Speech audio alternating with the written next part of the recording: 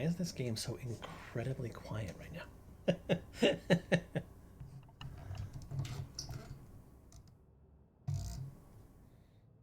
Anyway, let us do some more murder mystery. We gotta question our mother.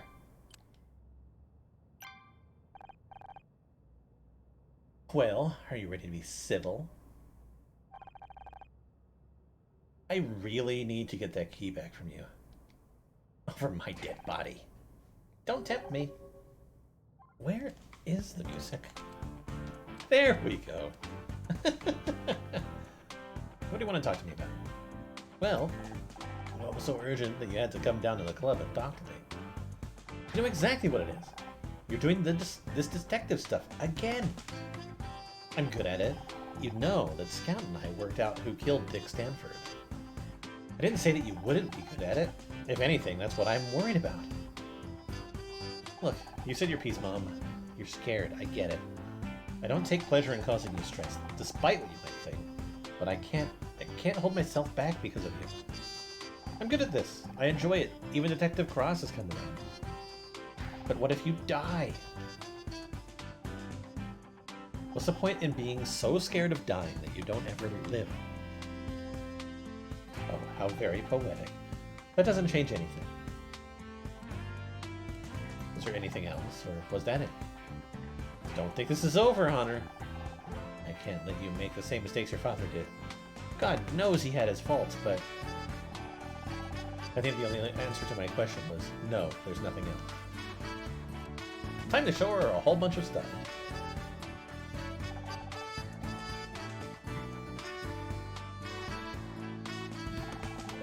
If there was a question of what we're investigating a murder at a gay bar where a shoe was run into a giant building. And there's a dead man in front and a potentially dangerous person inside the bar. And thankfully this time I don't have to redo a whole bunch of different stuff.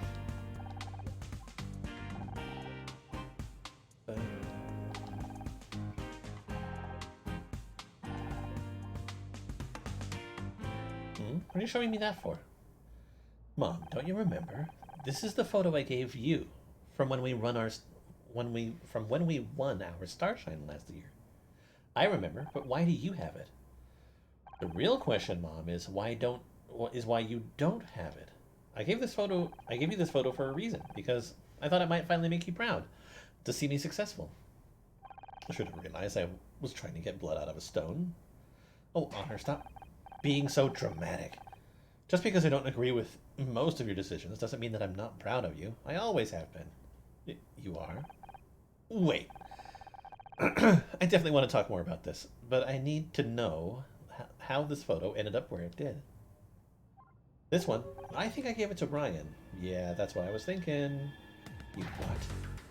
Oh, don't start all that again. It was during the divorce. I met with him, hoping you two could sort everything out. I showed him the photo to remind him of how happy you could be. I wanted him to try. He asked if he could have it, and, well, I thought if it might help, why not? So if Ryan had this photo, how did it end up at Frank's? Honor, I think I have made a connection.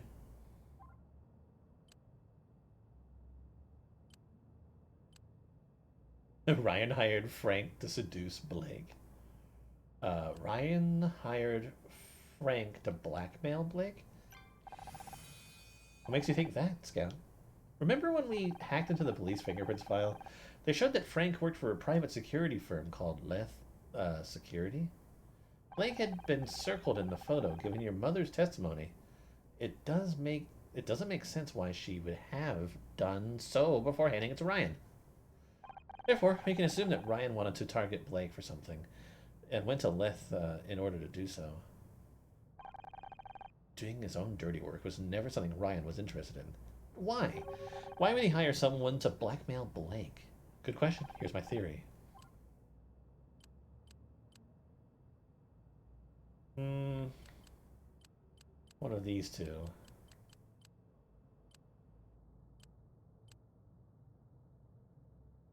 Because he wanted to get you fired.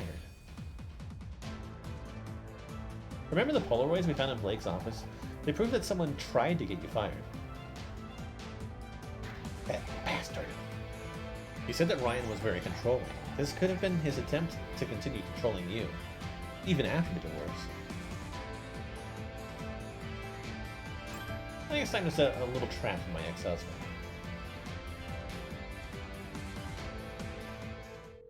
No! I don't want to be here right now. Hey, Ryan, I thought about your offer and, well, there's just one thing I want to check with you before I can accept. Could you come by the club again at 2 p.m.? Great, see you then. Now to call Detective Cross.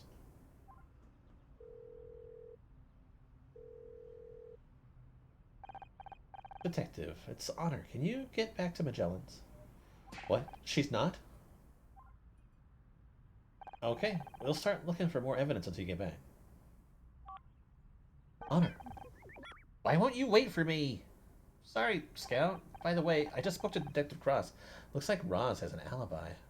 So it wasn't her? Nope. We need to get looking again. Crispin. Suspicious character. I still think that it's possible that, was it Fran could be a suspect? Sorry, didn't see there. Oh, I don't think they're gonna be open today, to be honest. Huh? Oh no, I'm helping out with the investigation. Is that so? Well, don't let me stand in your way.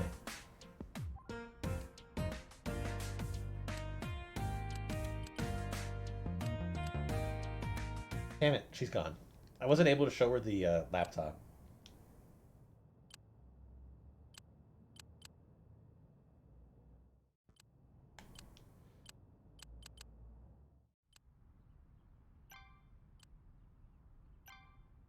Sorry, Mr. I didn't give you my name. You're right, you didn't. Who are you? What should I call you then? KG? Is that how you start all conversations? With an insult? Sorry if you hear, like, fan noises. Arizona. A perfectly incompatible place with people. You haven't even told me your name. You're right, my apologies. I'm Honor Mizrahi. I'm kind of, well... I guess I'm a private detective-ish. Not official, but... And I am Scout. Well, Honor Mizrahi, my name is Crispin Hakewell. Thank you. What do you do, Mr. Hakewell? I'm in finance. Right. What brings you to the area today? I was in the neighborhood seeing a client. Not a regular here, then. No offense to the clientele, but this isn't exactly my sort of place. But you figured you'd stop by here. You just stop here anyway? I'm just taking in the scene. It's not every day you see a shopfront destroyed by a giant shoe, is it? This is a murder scene, Mr. Hakewell. Really? What a surprise. The body over there definitely didn't give it away. The body's still there. Dread to think what this will do to business. It'll certainly cause a dent. Is there a reason you're waiting outside here? I was hoping I might bump into Fran, but I guess she's not around. Probably hiding in her office drowning her sorrows. So you know Fran, then? I thought you weren't a regular. I don't know what you're talking about. Okay, Miss Mizrahi. I've entertained this little charade far enough. Or this far, but this nominally is wearing off. Go bother someone else.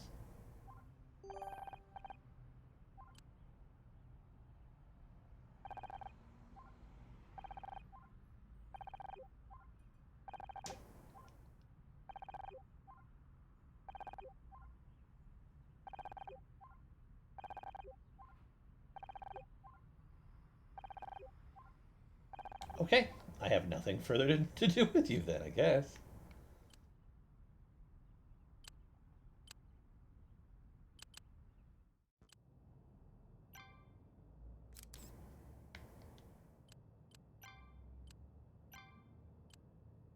Have you seen Fran around? She said she wasn't feeling so great, so I think she went to her office.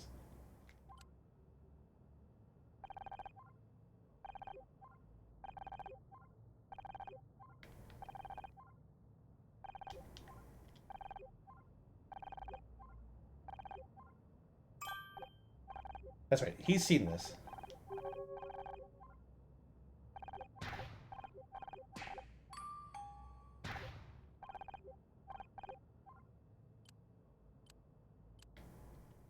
I just have to be sure. And again, where's the music?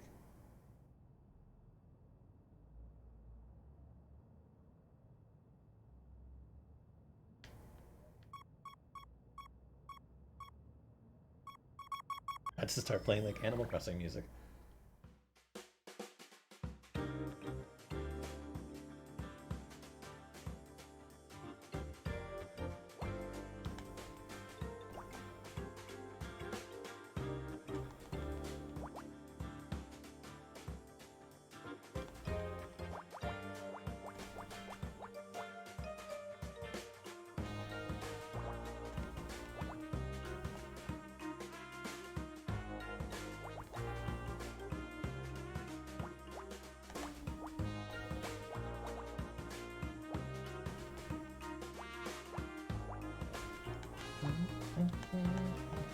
But anyway, everybody's doing good. It is sadly the end of my weekend coming up soon.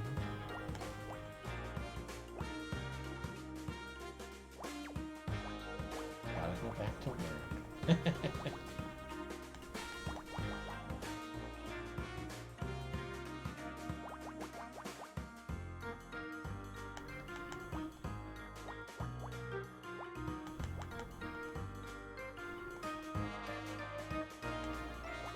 I had a lot of fun playing a whole bunch of random games yesterday,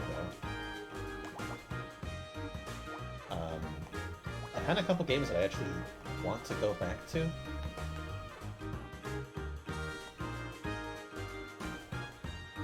Specifically, like that Dordogny game, which I guess is like a little point-and-click adventure type game.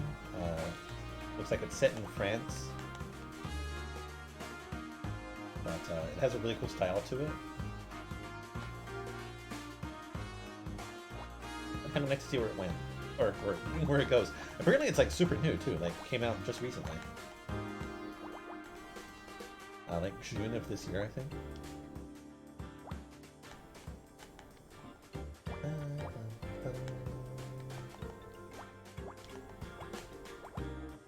Yeah, I'll probably play that in between Harry Potter if I actually ever get that started again. I will. I will absolutely get that started. Once I finish this game, I'll probably start playing Harry Potter. I needed a small break again after beating Star Wars, I guess.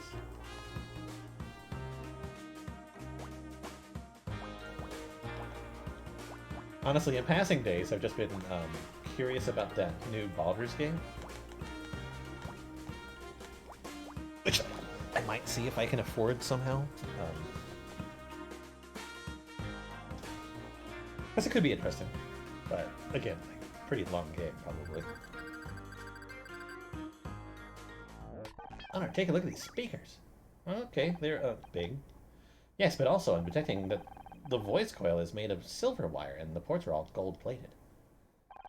Never knew you were such a hi-fi buff. So what's so important about that? Well, I was considering upgrading my speaker system, so I've been doing some research into the various options, and look out.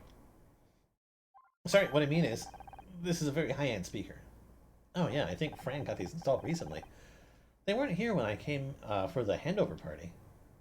Business must be good then, if she can afford these.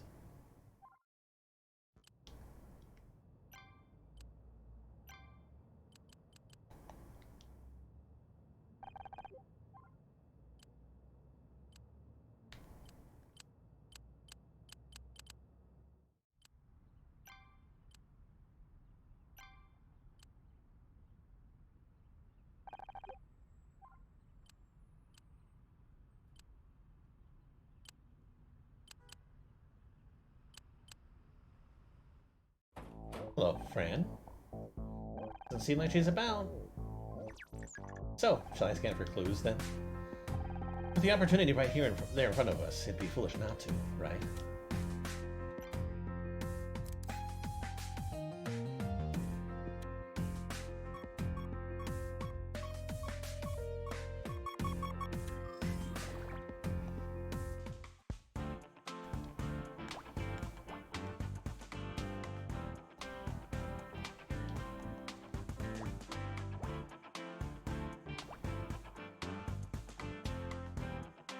I was gonna say, I counted wrong.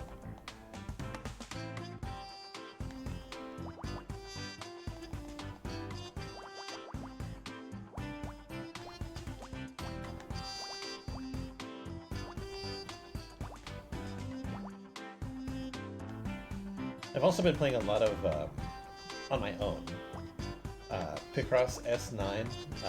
Great Picross series done by Jupiter Games, who have basically done every single Picross game that was good on like a Nintendo console.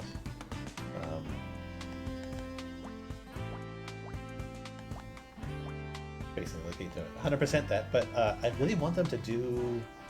They did a Sega one recently, which I've streamed on the channel, and like it's up on my YouTube channel. I want them to do like a Nintendo themed one. You think it would make sense that they would do it?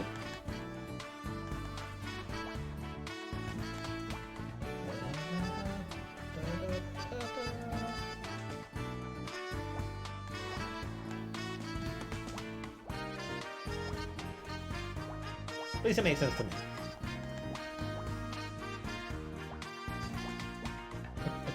They can just release Mario Picross HD. No. Please don't do that.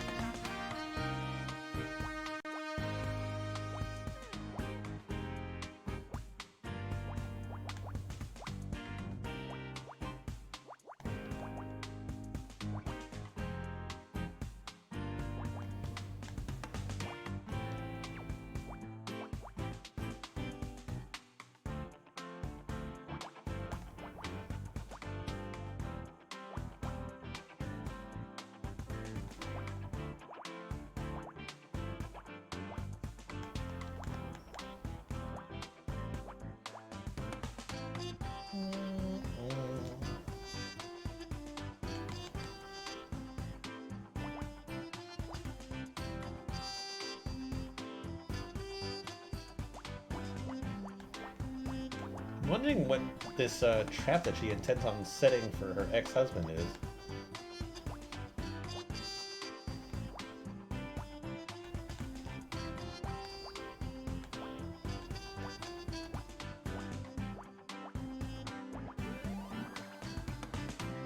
Either way, it just leads me to believe that like the end game is going to involve her ex-husband being guilty for some thing or other.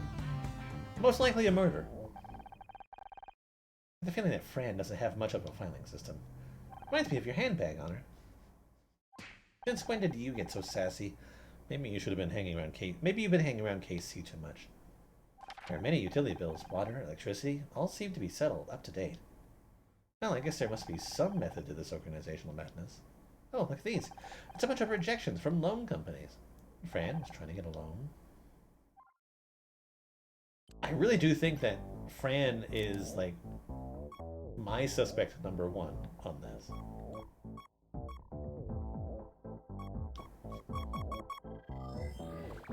But that's probably a red herring.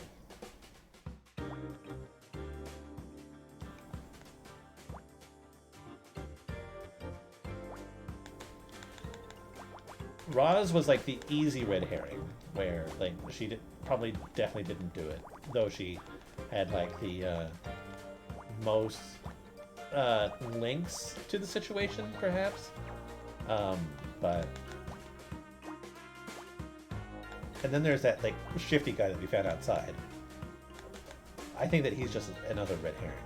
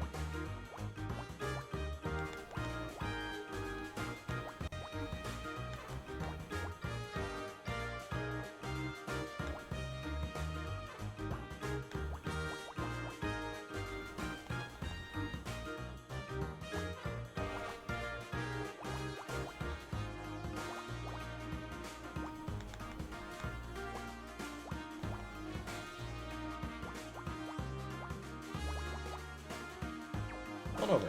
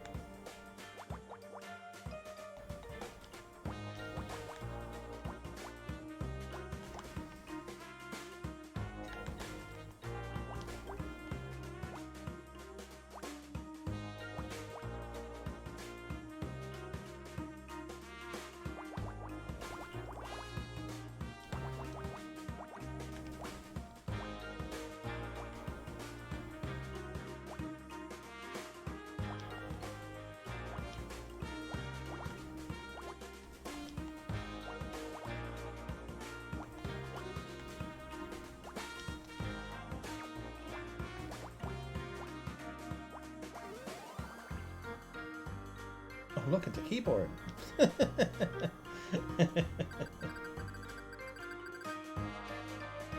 Honor, there's a computer here. Computer, huh? Should I try to hack into the computer? Well, it doesn't look like Fran's around, so why not?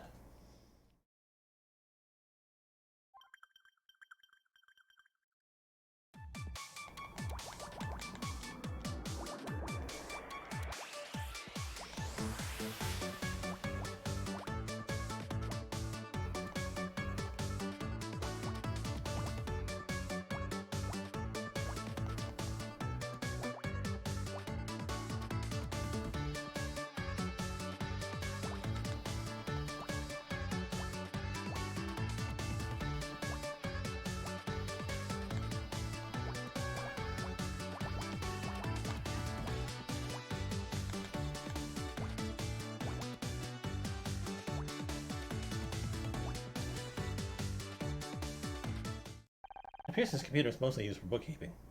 Yeah, interesting. It's safe to assume that negative numbers are bad, yes. I don't know much about accounting either, but yeah, that seems like a good general rule.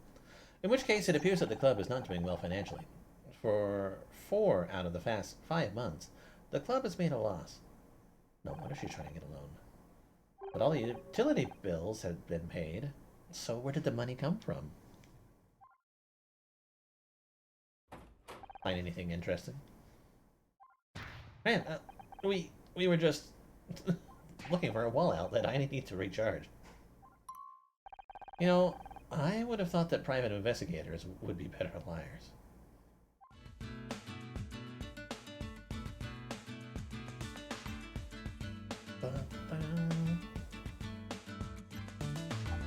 Let me explain.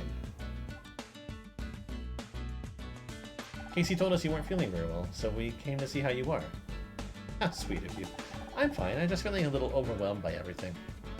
And I went to the bathroom, and well, I guess that's when you took your chance to have a little snoop around, huh? Your office is unique. Well, it has to double as a dressing room, too. Still, I guess that's no excuse for the desk being so messy, is it? If you'd like, I can show you some great sorting algorithms. I think that I might be fighting a losing battle.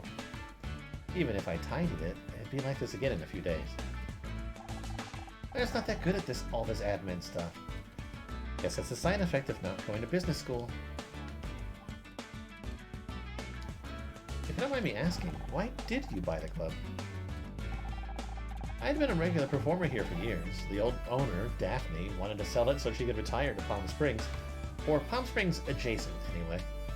I never really imagined myself running my own business, but some of the other girls encouraged me to go for it. I thought, well, how hard can it be? Clear out my savings account. Here we are. Guess I was quite naive, huh? Oh, I wish I had that much in savings. You didn't need a loan or anything? I don't see that has to do with... No. No, I didn't. Yes, she did.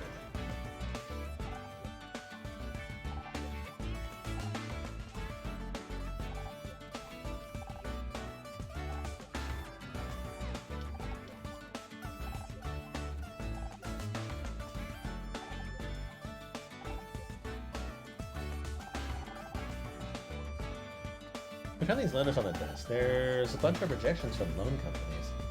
And, well, you said you didn't get a loan. Exactly. That's why they're rejection letters. We're talking mafia. But then how are you paying your bills? You said that you didn't have any savings. I've just been extremely careful with money, okay? I watch every cent, no frivolous purchase or anything. I couldn't help but notice that you might be having some money issues. Yes, things haven't exactly been easy, but we're getting by. Just means I've had to be careful with money, tighten my belt a little, you know. Well, corset. But you've been losing money each month, and you said that you had no float money. I don't have to explain my finances to you. You aren't my accountant. Speaking of which, something doesn't add up here. And we're not talking about your accounts. Well, we kind of are, but I admit the I admire the commitment to the joke. Brian, I don't think you're telling us the truth. That much has been clear for a while.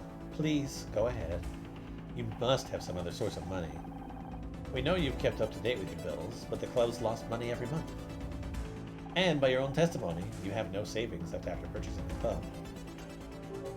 And yet again, I've said that I've just been careful with money since taking over. No, that's not it.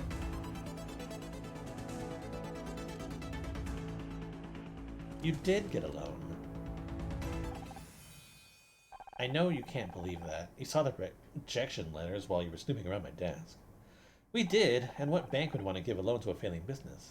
So the question remains, who did give you a loan, and on what terms? You know what? I've had enough of this. I'm sorry, but it's been a very long day, and I'm still processing everything. Then, to have you two looking at every corner of my business, finding my failings, and then bringing me up on them, it's too much. Please, I'd like to ask you to leave, both of you.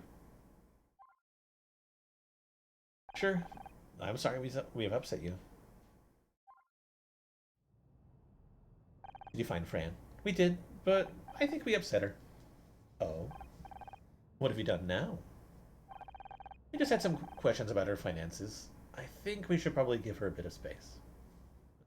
I pissed her off a few times over the years. Don't worry, she'll come around in time. Detective Cross, you're back. Yeah, figured I should give Roz a lift back, seeing as how she so kindly helped with the investigation. This is great, but Ryan's gonna be here any minute. Ryan? Just what are you planning? Stay here, but listen in. I think you're about to hear something interesting.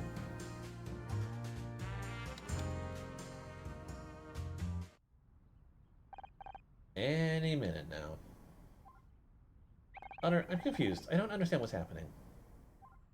Get ready to record this, Scout. You're about to see the greatest performance of your life. How do I look? You look 84.2% of your best. There's one thing I can rely on you for. It's painful accuracy. Honor. Showtime. Ryan, you came.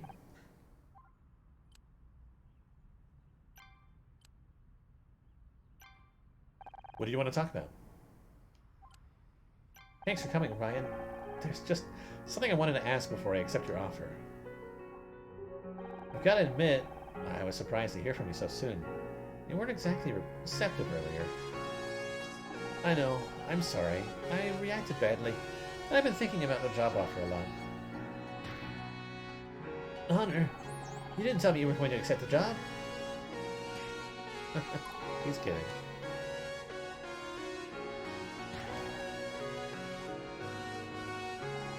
So, what do you want to ask me? Ever since seeing you at the Star Sign Awards, I've not been able to stop going over everything that happened between us. I think that's why I acted out earlier.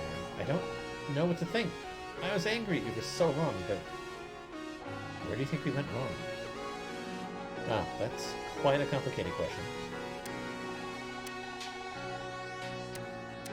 We had a few good years, but to be honest, I just couldn't compete with your paranoia. Yeah, you're probably right. I mean, you question everything. You came with all these little conspiracy theories about how it's trying to control you, trying to keep you away from your friends and family. You were going to quit the show for us so that we could spend more time together. And then suddenly one day you said, I made you do it. All I was trying to do was be a good husband to keep you safe. Stop you from making mistakes you'd come to regret. You're right. For some reason, I just couldn't accept that you were looking out for me. I thought you were selfish. And controlling. And arrogant. But I was wrong. I'm happy you can admit that.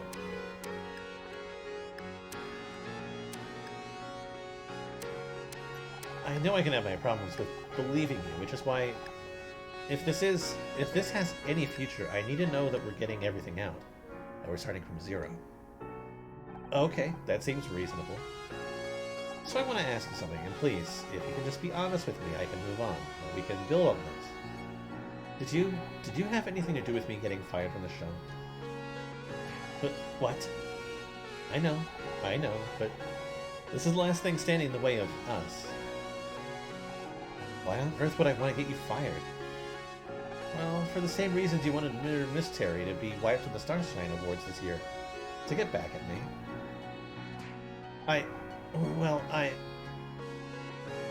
That was one mistake, Honor, and I have told you how sorry I am for doing that. So no, I didn't have anything to do with your firing. Why would you think so? And now the evidence for the big reveal.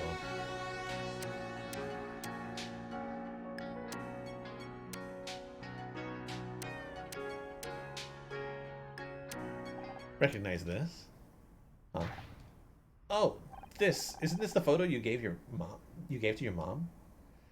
Yeah, they found it in the apartment of the guy that killed Blake.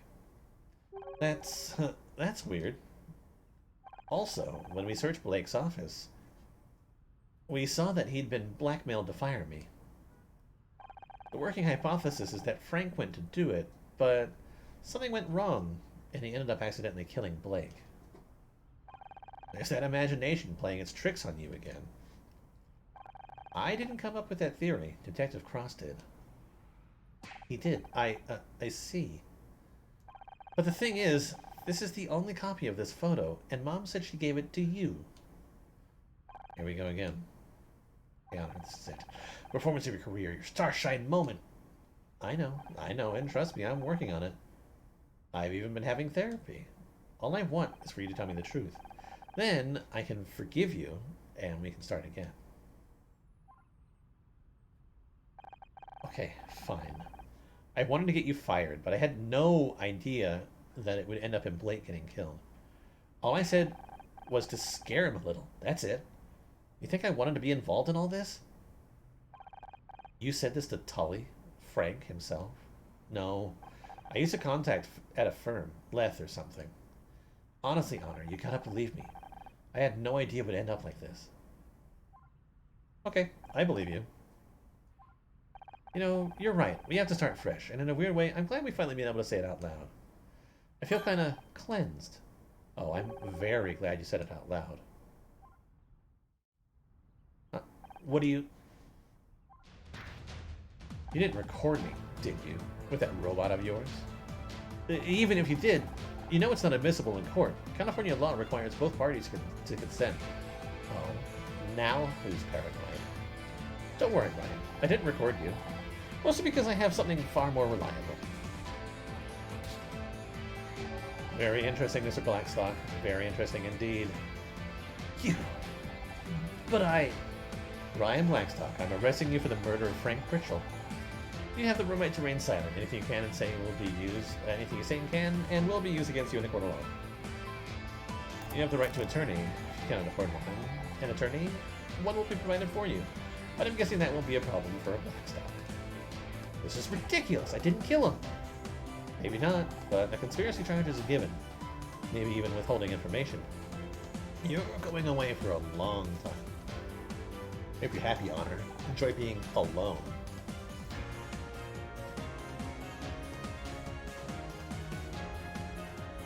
Happy? I never wanted any of this.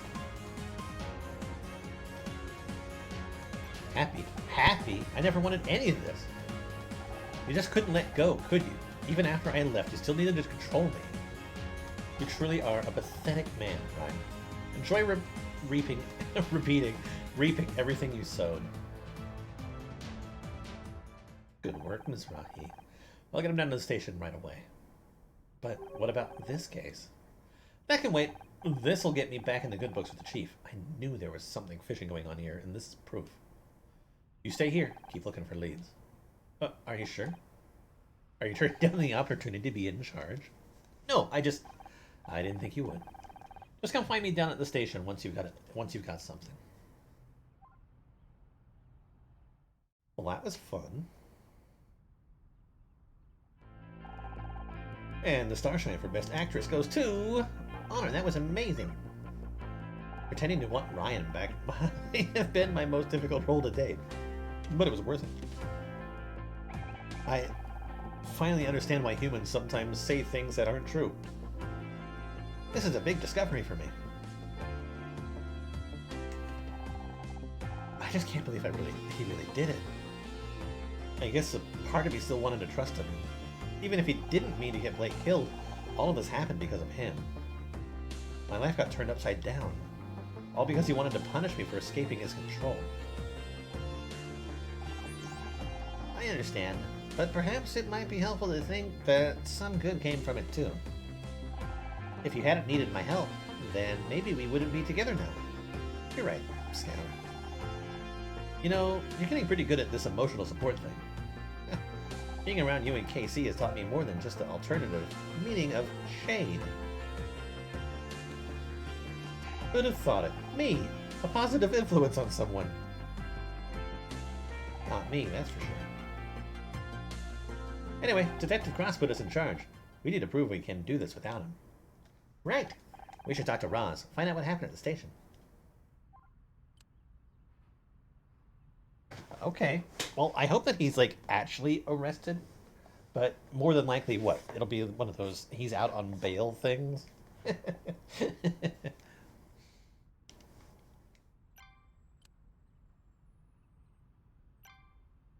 Now, look who it is. Here to get me sent downtown again. Sorry about getting in trouble with Cross. It's nothing personal. We just have to examine every possibility. It's fine, darling. Wasn't my first time at a police station, and it probably won't be my last. How did it go down there? I ain't a suspect anymore, if that's what you're asking. The hell, given my history, I probably think I had something to do with it too. Good thing I had an alibi. What do you mean, your history? I ain't hiding the fact that I've been in a lot of scuffles in my time. That's the danger of growing up with 5 brothers, you see. Hell, if I hadn't learned to stand my ground, I'd have been trampled into it. I didn't want to be rude, but he did come across as a little scrappy. I just assumed it was part of the character. Well, it kinda is. I'm just that kind of person. But I get to express it in 2 different ways with my 2 jobs. You have another job? This gig don't pay enough to make a living. So I also work as a security guard during the day. But it's kind of restrictive, you know? You have to act like a tough guy, wear a certain uniform, strike fear into their hearts, be all butch and masculine. Sounds scary. Do you work in a prison? No. Shady Acres Retirement Village.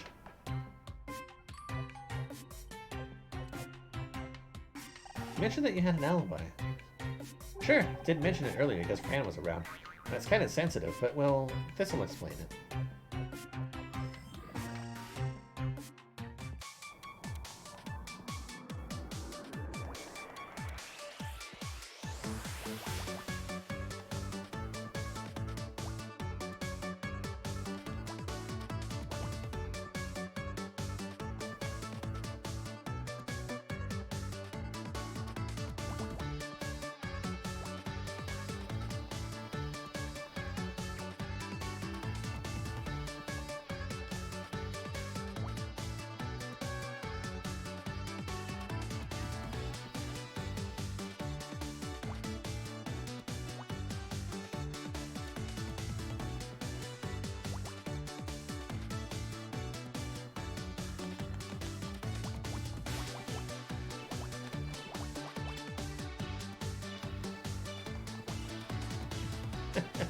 Super helpful. Well, actually, no. I take that back. It was helpful.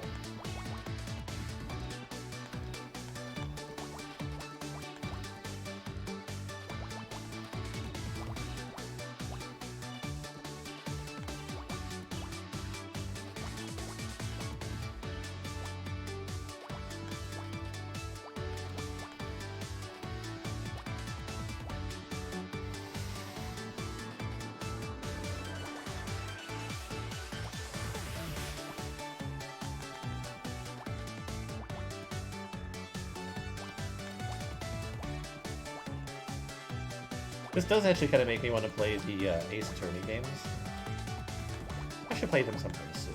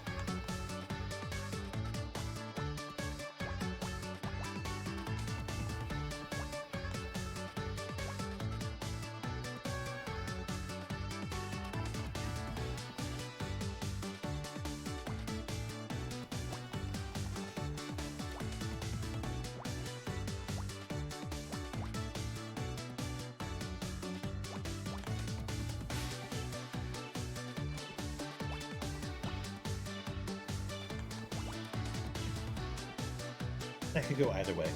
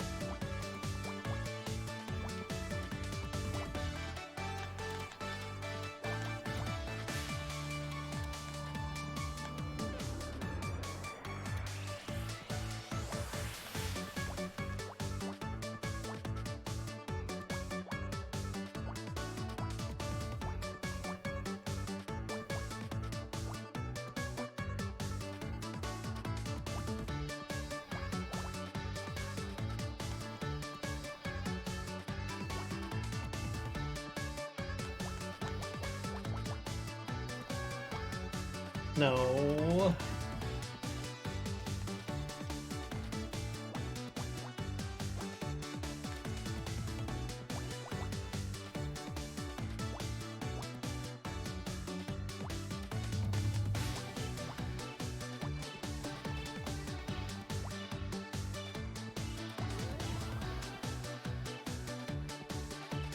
Matchbook.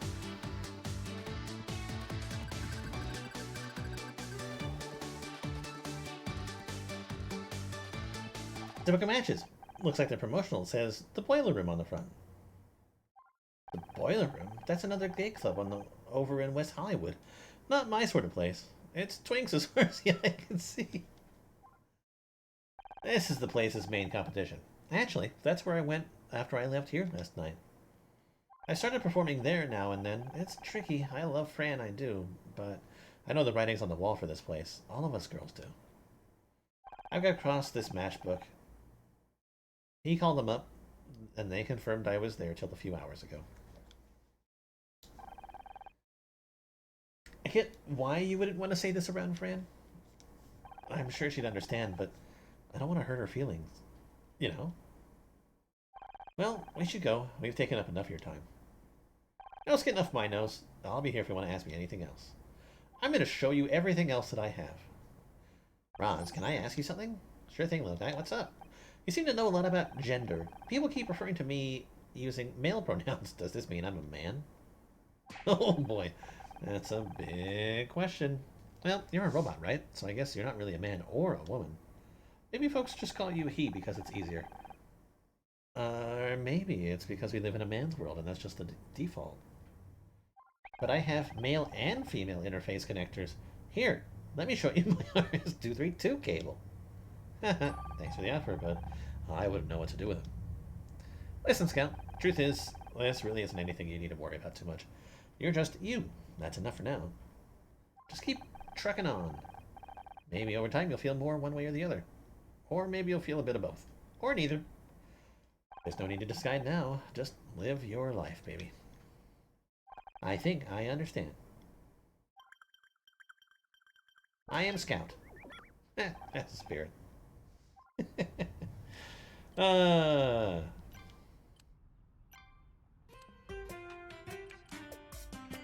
you know anything about this Crispin guy? Oh, you mean that little runt hanging around inside? I don't think so. He's not a regular anyway. I wouldn't forget teeth like those in a hurry.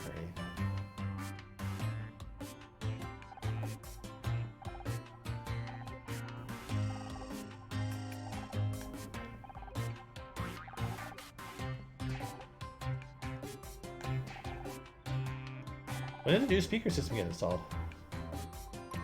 There's a new speaker system?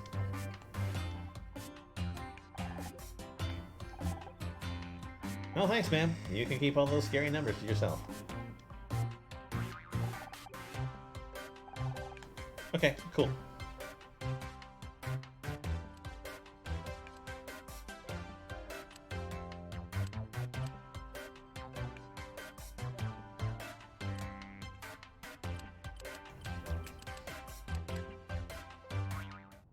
I was wondering if my mother would be here.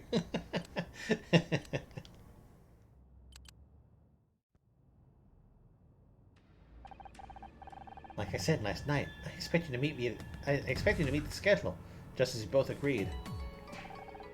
But you've seen this place. It's going to take weeks before the insurance pays out. And I need to get repairs started now if we're going to reopen this month. Sounds like a you problem and not a me problem.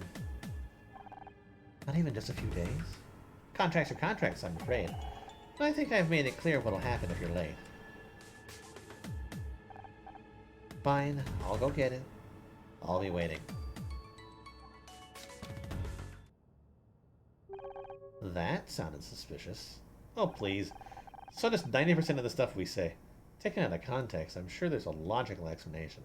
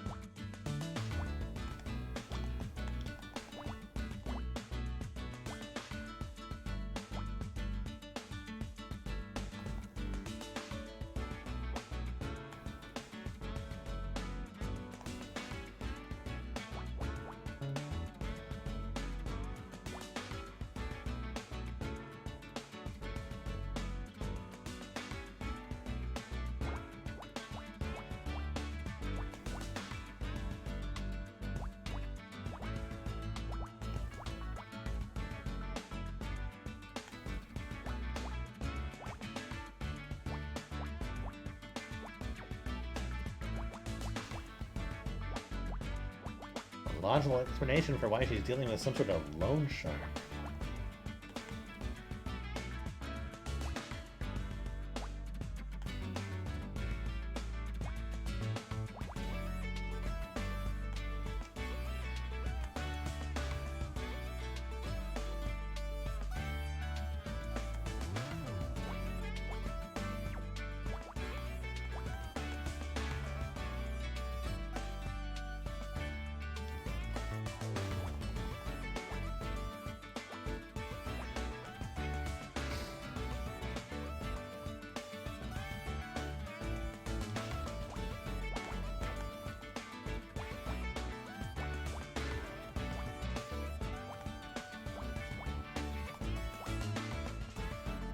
This could be a 1 or a 2.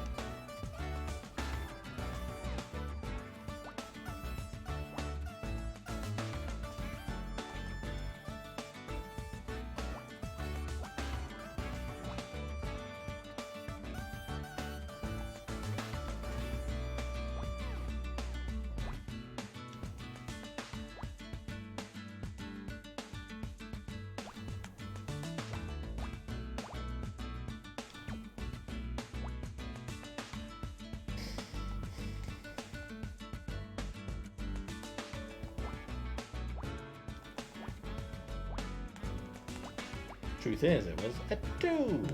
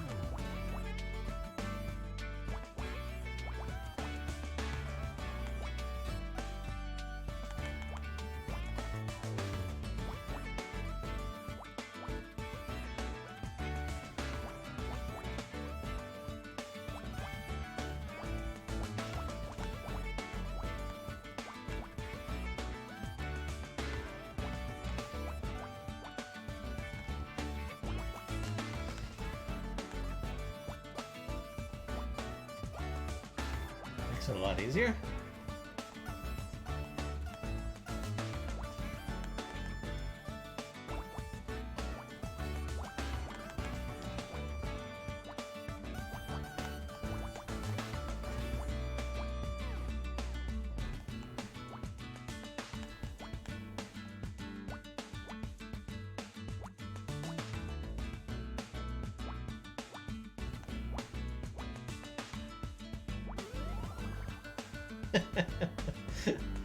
Mascot's body.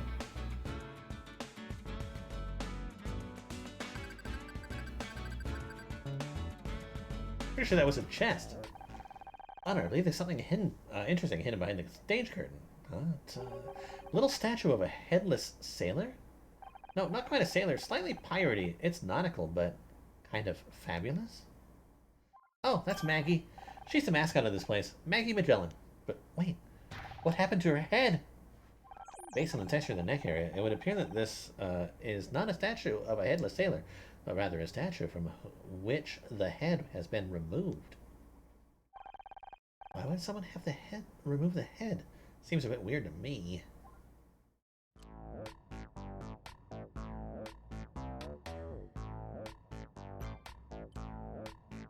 You again? What do you want? What are you talking to Fran about? Sounded pretty intense. Also sounded quite private, I imagine. Well, yeah, but nothing. It didn't involve you then, and it doesn't involve you now.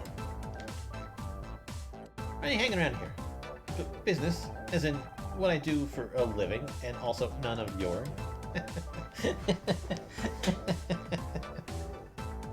I actually kind of enjoyed that little statement. Could have easily been a Wheel of Fortune puzzle. Before and after.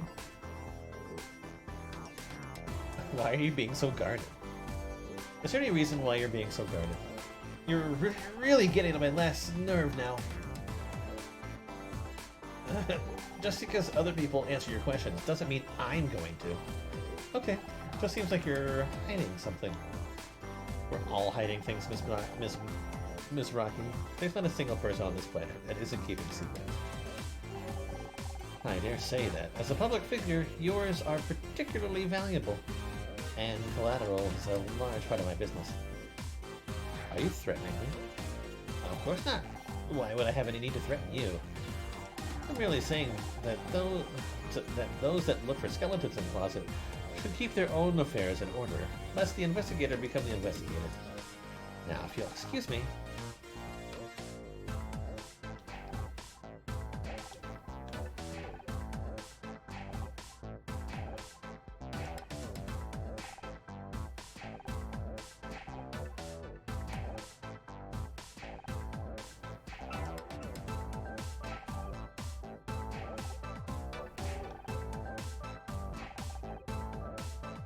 Yeah.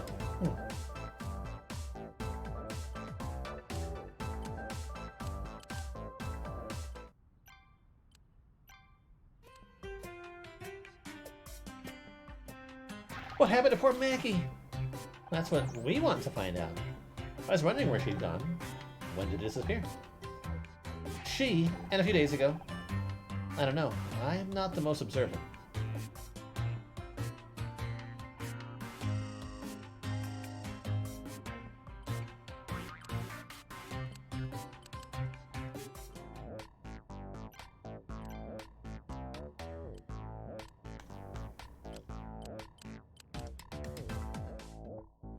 Man. Oh, Honor, it's just you. I'm sorry about earlier. I'm just a bit everywhere at the moment.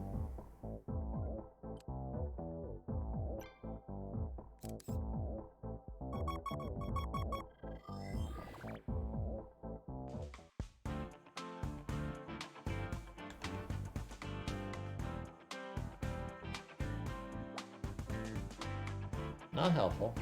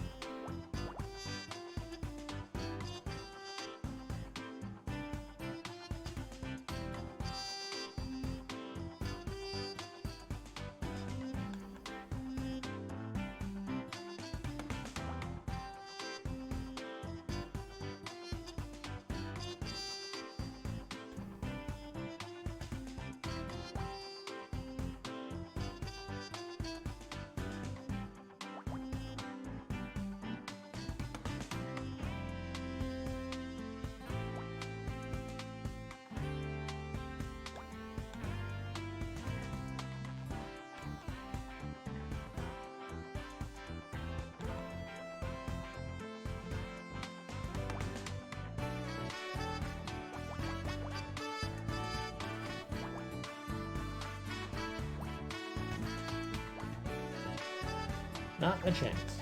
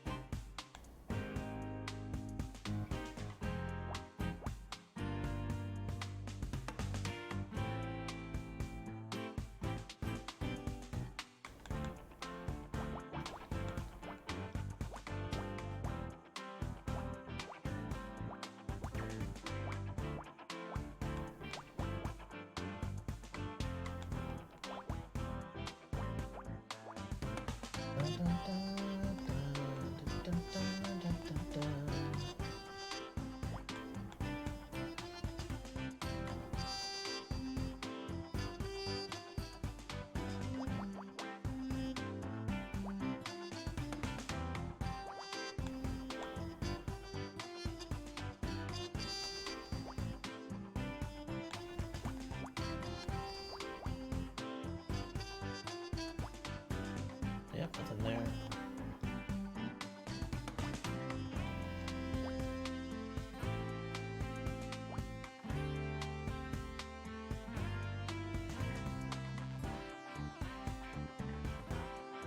It's actually helpful.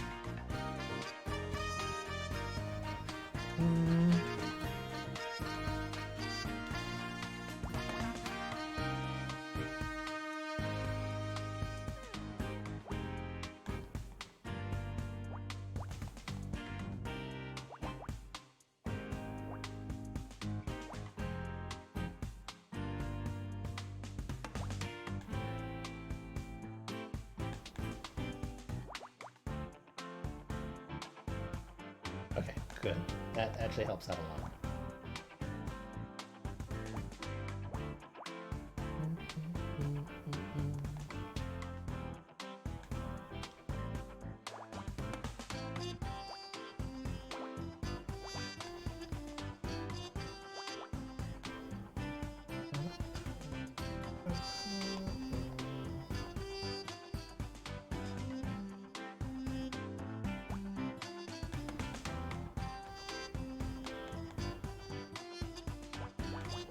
How did I see that one?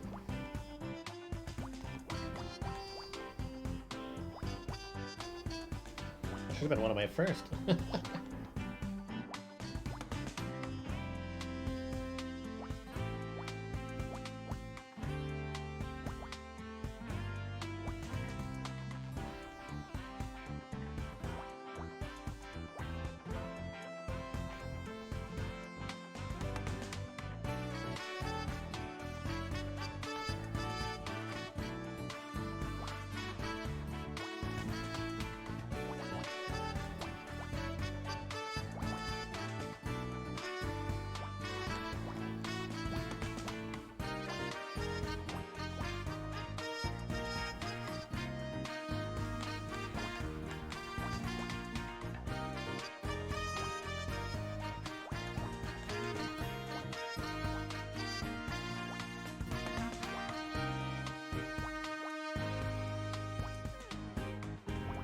We're making some headway now.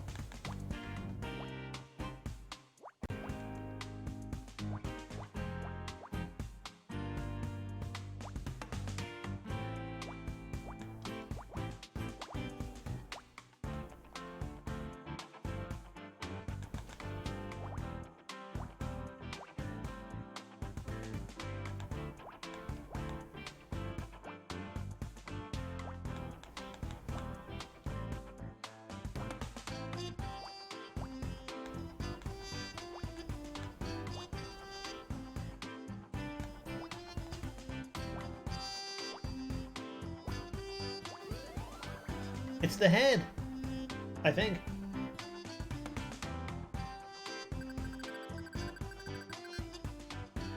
Honor, I believe I have detected an object of interest inside this box. Huh?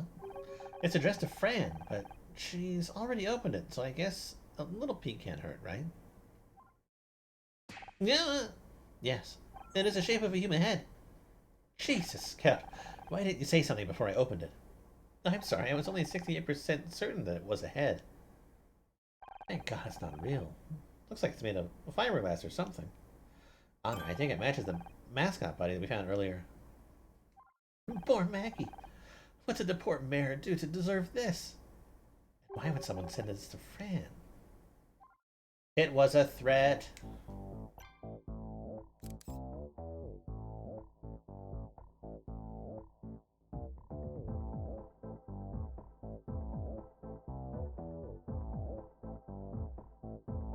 Okay, so it is definitely less likely that Fran did it now, and more likely that it was the cause of some other organization. However, those organizations like to keep themselves clean, and it would only... I mean, it wouldn't be inaccurate to say that a person who was being targeted by one of those wouldn't do something rash in order to get money when they needed it. So, there's that.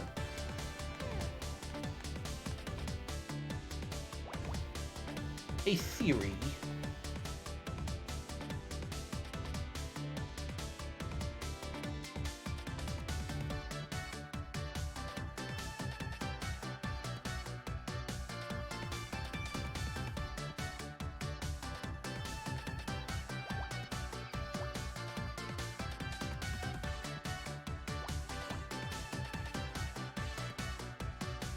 Yep, that's where they are.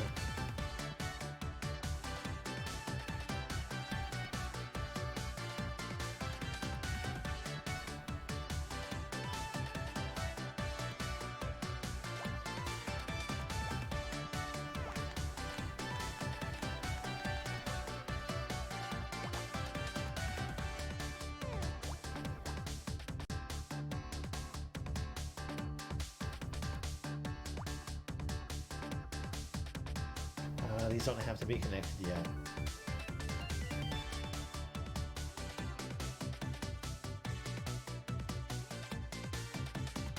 Okay, this is on its own. Oh, that one just goes all the way across. Never mind.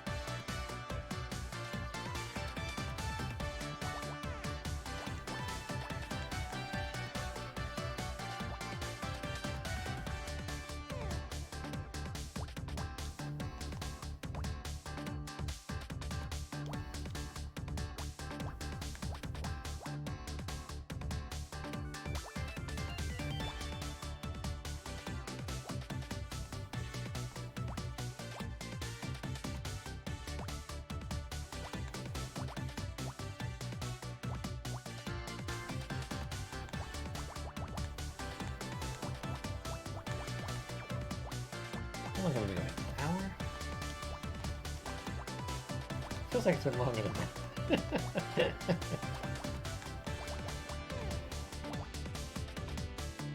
I might be down for a short stream today. Just depends on how far I get.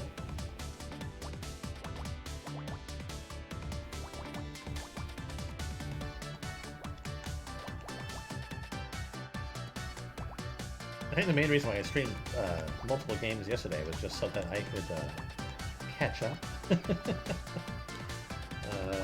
with the little breaks that I was taking with Oscar dying and stuff like that. I sort of fell behind a little bit.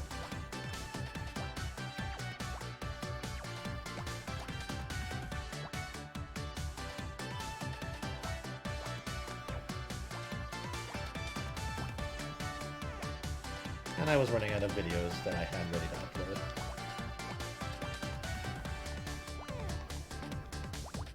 Granted, I don't really need to worry about that, do I? If I want to take a break, I can. I will say, I have been getting more views lately. But there's just like a passing view here and there. That's okay. Happy for anybody that watches my stuff. An X-ray. It's her arm.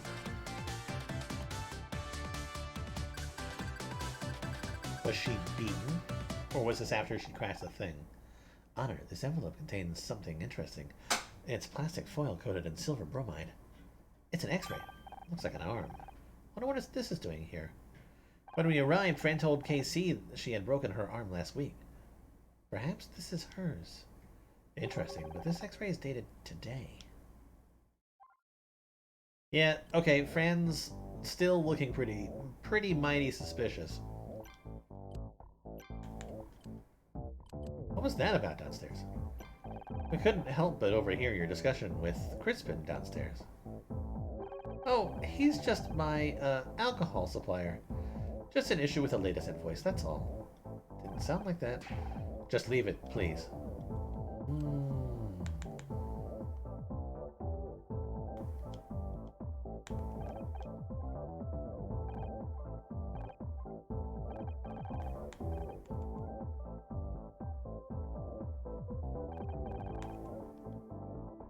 Fran, I found this downstairs. If it's another flag, yes, you can keep it. No, it's some kind of statue, but the head's been removed. Oh, that's Maggie, our mascot. A customer knocked her over, smashed the head into a million pieces. Should get rid of the poor thing, really.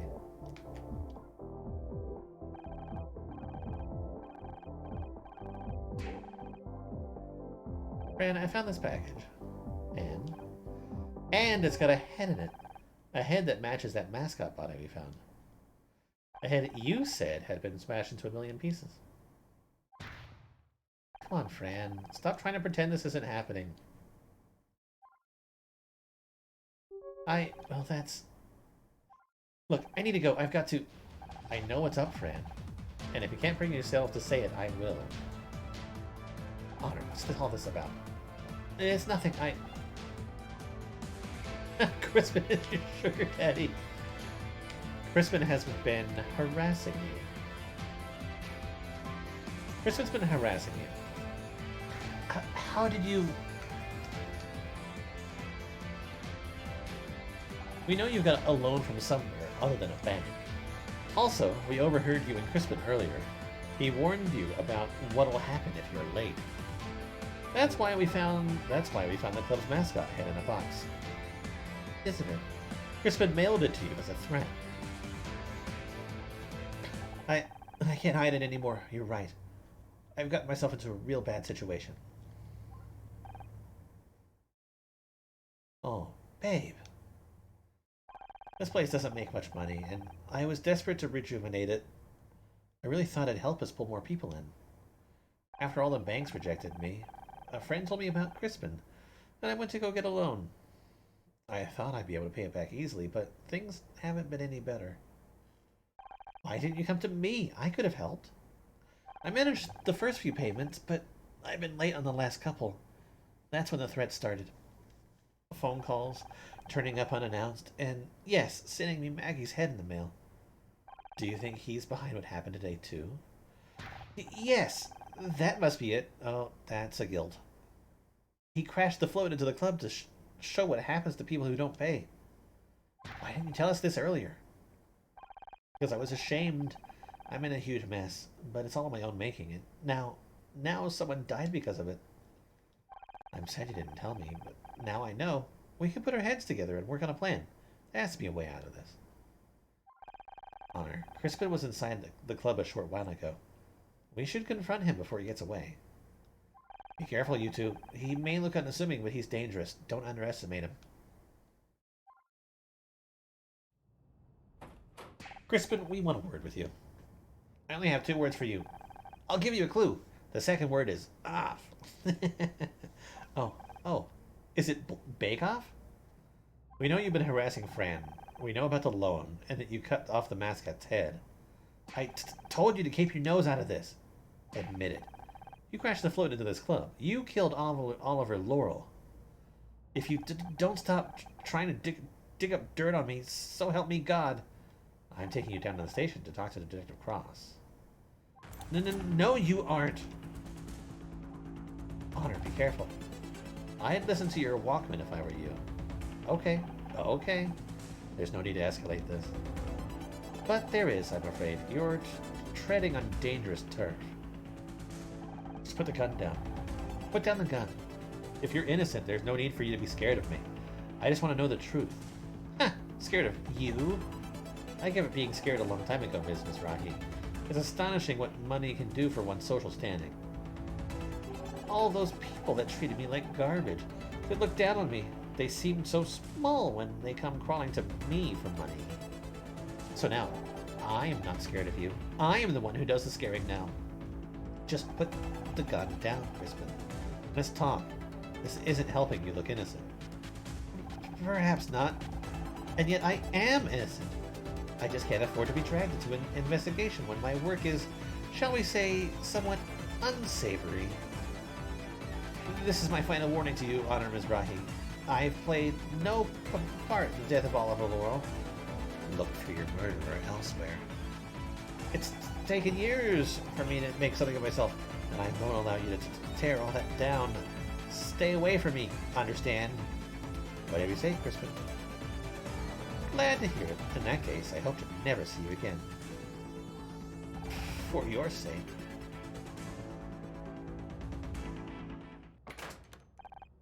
That was so scary. We need to tell Detective Cross about this. Honor, wait for me!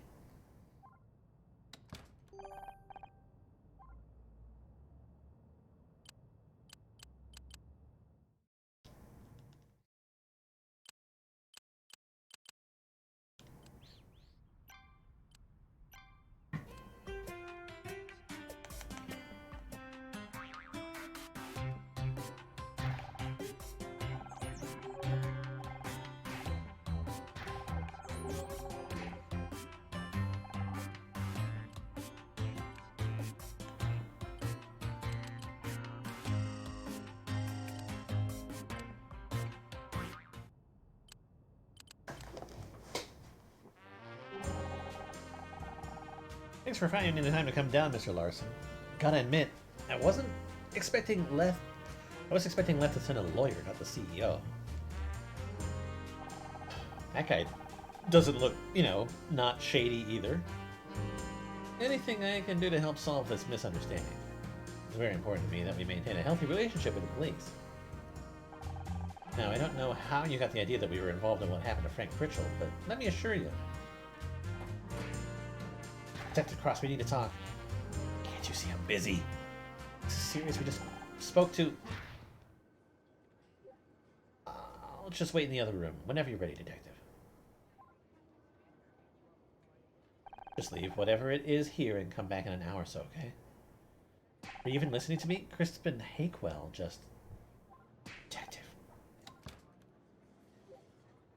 I guess we've got to handle this one on our own. Okay, Scout.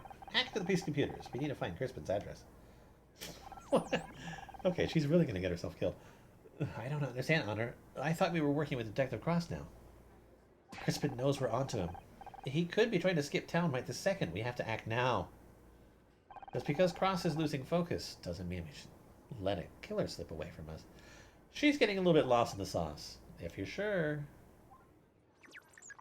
It appears that they installed new security software on this computer. It may take a little longer to solve the handshake algorithm.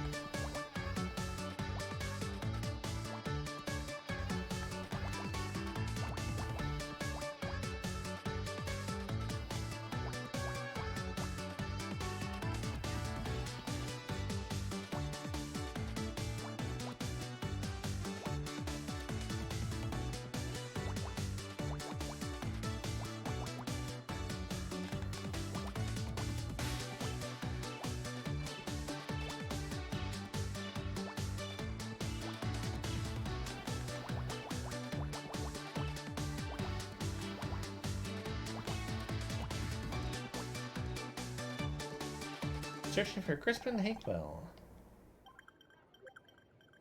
Found it. His file is big, over 400 kilobytes. It lists several misdemeanors, plus 2 felony charges for theft and assault, both over 10 years ago. There have been no additional notes made into his file for almost 5 years. His record makes it sound like he's cleaned up his act. But that's not what we saw. He said, "I am the one who does the scaring now. I do not believe a good person would say those words." Does the file have his current address? Yes, but... Okay, let's go. Honor, wait. Crispin is dangerous. Shouldn't we at least come up with a plan? I'll do it on the way. Come on, there's no time to waste.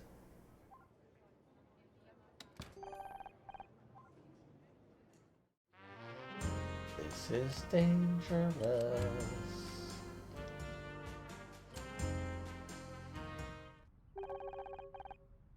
Must be Crispin's apartment building. Looks pretty fancy. Although I wonder what happened to that parking lot fence. Did I use a buzzer? No. I want to see if there's any evidence around here first. If we could find the smoking gun, it might force him to confess. Well, I remember. You do not literally mean a smoking gun, but a piece of irrefutable evidence. You got it.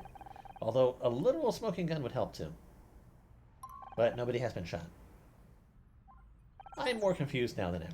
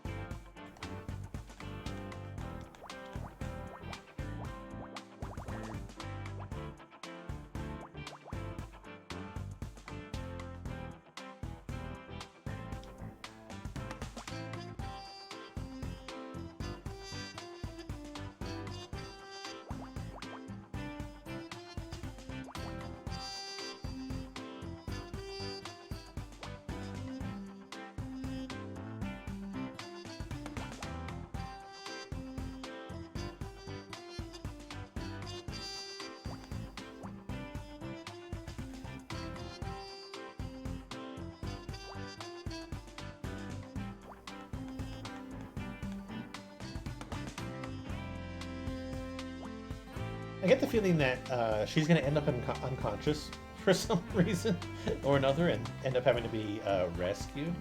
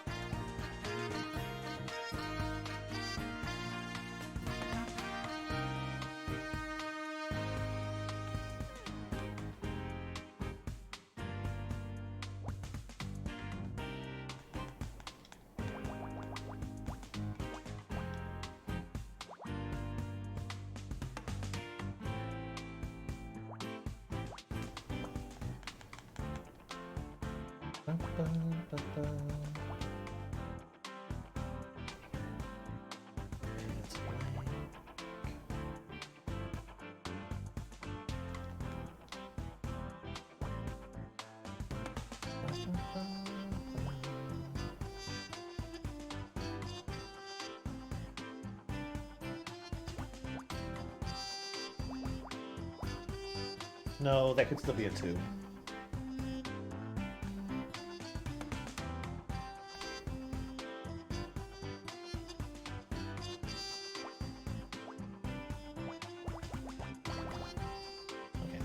that was good.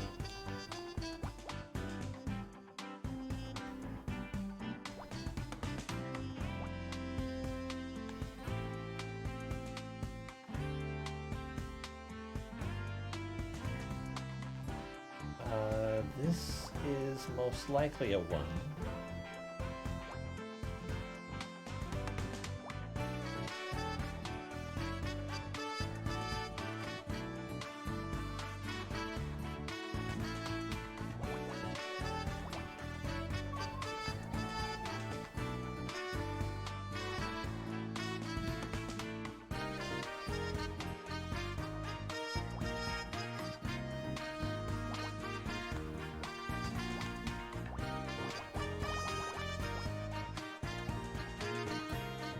Oh wait, I finished 6.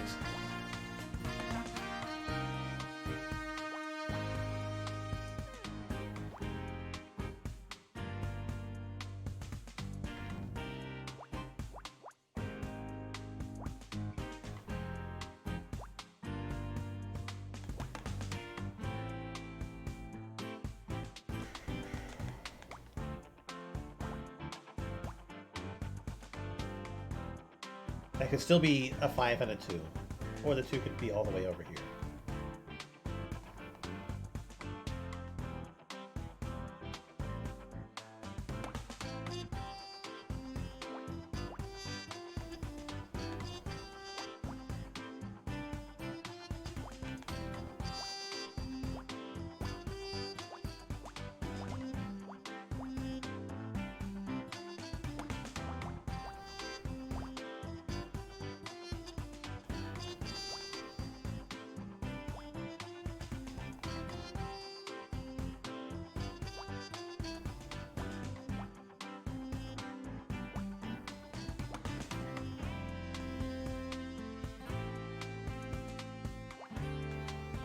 I think she's probably feeling cocky after having done what she did to the Ryan character.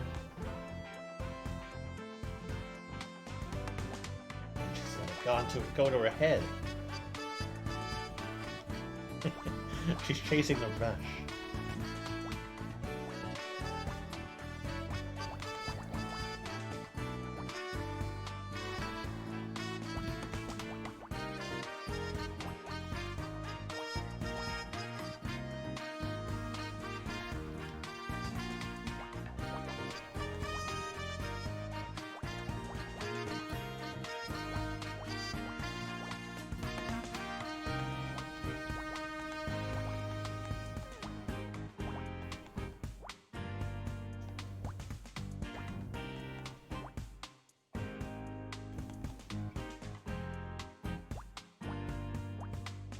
Also, the conversation that she was having with that dude that was from the security agency wasn't promising.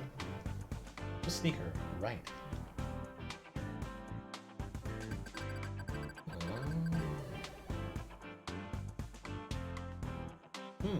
There's a sneaker hanging on top of this broken fence. That's unusual, isn't it? Yeah. Maybe someone climbed over into the parking lot and it snagged on there. But why would they need to climb over? The fence has a hole in it. Honor, the sneaker matches the one we found outside the club. You're right. We'll have to get forensics to verify, but these are probably a pair. What's up? This means my hypothesis about the murderer only having one leg is now invalid. Be sad about it, Scout. Proving a hypothesis wrong is another step towards the truth. You're right, Honor. I've got a new hypothesis. The killer has small feet. That's why their shoes keep falling off. I mean, it's possible.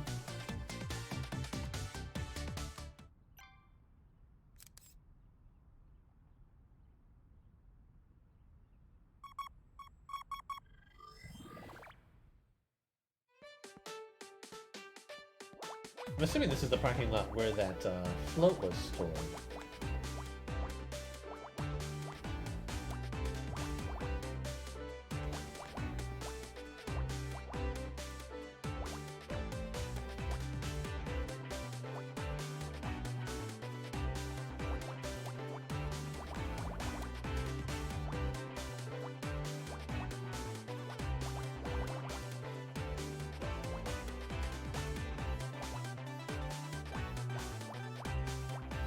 So, what is it? Fran hopped the fence to get into the car, lost a shoe getting over the fence, and then hurt her arm breaking the dash panel when they hit.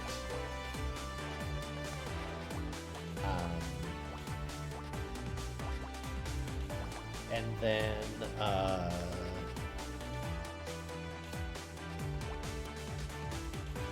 wait, this shouldn't be here.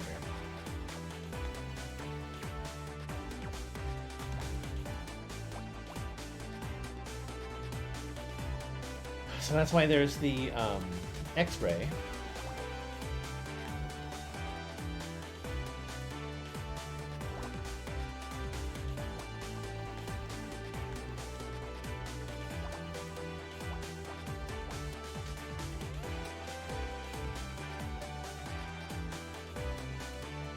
Like current theory.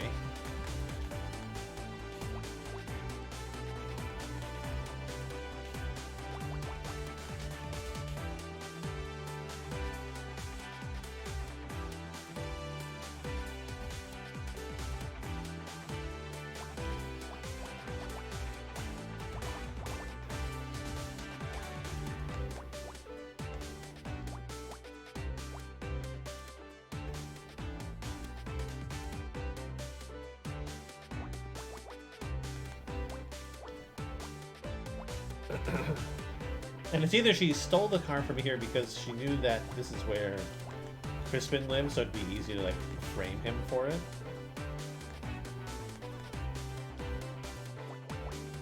But I think that that's a new thought that she's had. I don't think that that was her initial plan.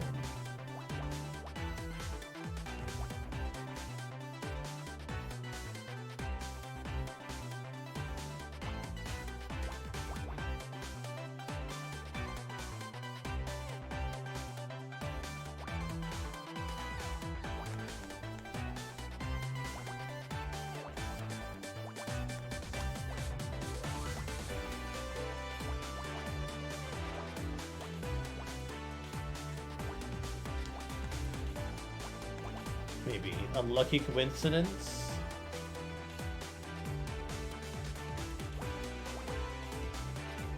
Because that way she can get rid of 2 problems.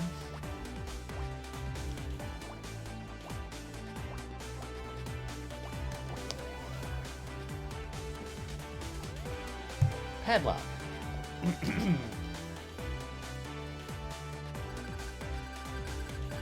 Why would they need to break through the fence if they lived here? Honor, look. Look, Honor, there's a broken padlock here. But it doesn't look like it's been cut. The metal is all twisted. The damage suggests it was forced open, but that would require a great deal of force. Given this and the tire marks on the ground, I think it's likely a vehicle crashed through from this parking lot. That would explain the broken fence. The space between the wheels is wider than expected for an average car. That suggests that it was not a car that drove through here. So it wasn't a car, maybe. Was it something bigger? I wonder. Sounds like you have a new hypothesis. The parade float was stolen from here. The parade float was stolen from here. The killer climbed into the parking lot, hot-wired the float, and then crashed through the fence. Why would someone steal a giant shoe and then drive it into a bar? Just like Fran said, to show her what happens if she doesn't pay her debts. But Crispin was stupid enough to steal it from right next to his own apartment. Hey, who are you calling stupid? Crispin? Look, up there.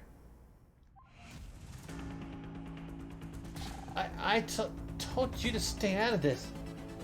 Put the gun down, Crispin. You can still work this out. I know all about you. I've read up on what you did at your studio in the Starshine Awards. There's nothing more dangerous than someone with something to prove, but I won't let you track me down. I'm just trying to find out who killed Oliver. If you're innocent, you've got nothing to worry about. Huh. You can't trust it.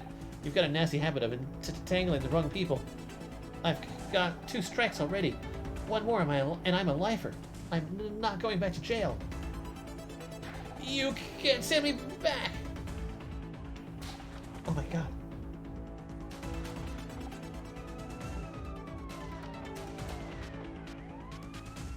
Quick, get by my car. Oh, Tom. Scout, what are you doing? Oh, another memory.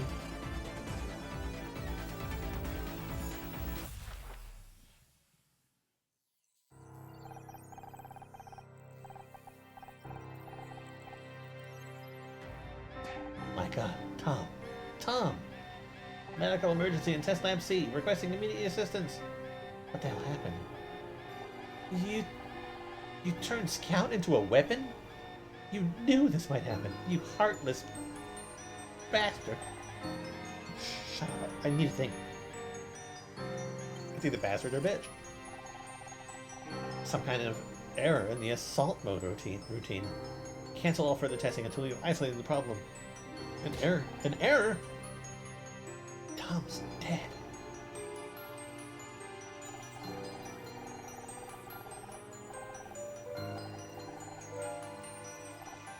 I killed somebody? I have to, I can't. Oh, he deleted his own memory. What the hell is it doing now? It must be the ethical routines. He's trying to erase everything. Someone shut him down, quick, before we lose everything.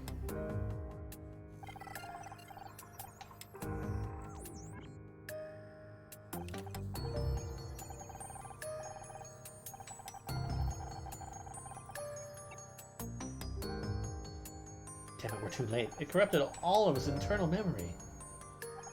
I don't know if we can Forget it. This project's over. You're done. Me? I was your... It was your modification that... Someone get her out of here. You can't do this. You can't. No, Scout, what are you doing? I remembered something. Now's not the time! Oh, an action shot.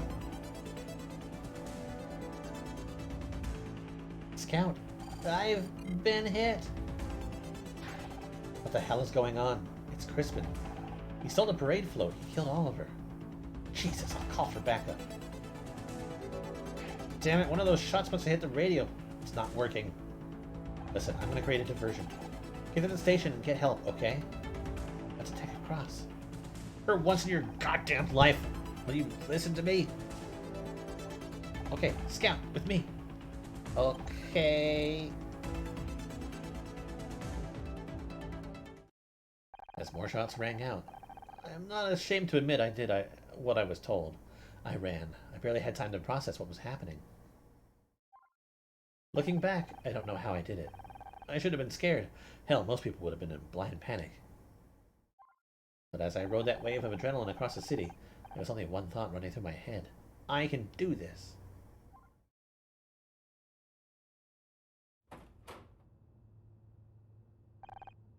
Where is everybody? Hey, anyone here need help? One time we want people here and the damn place is empty. Let's have to find the radio ourselves. Scout?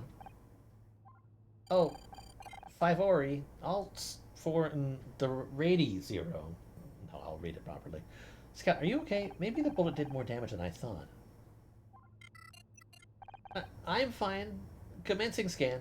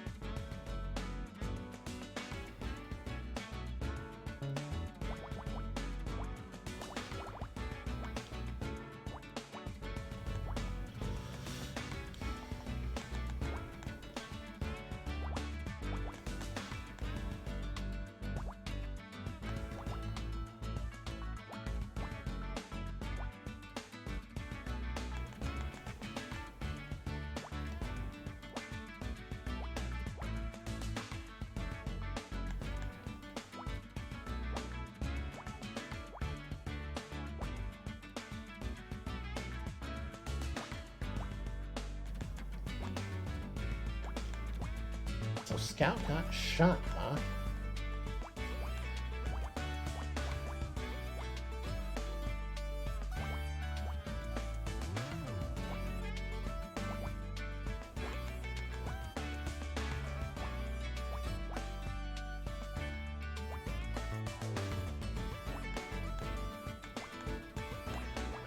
Again, I apologize for fan noise. It's really warm out there today, so... Well, it's at least like middle of the day. Sometimes I need to run the fan a little bit louder.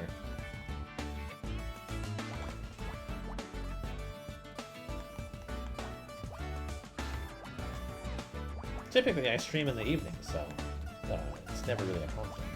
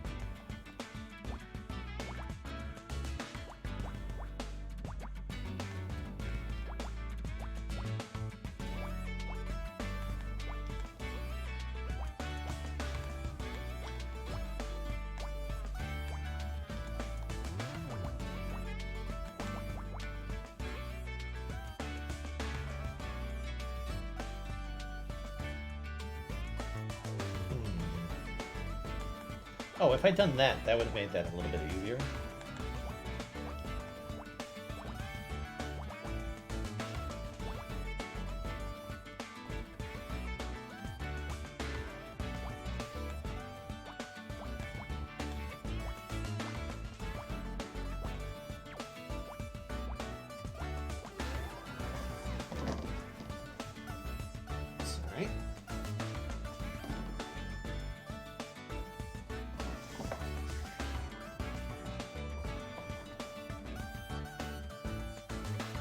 Police radio.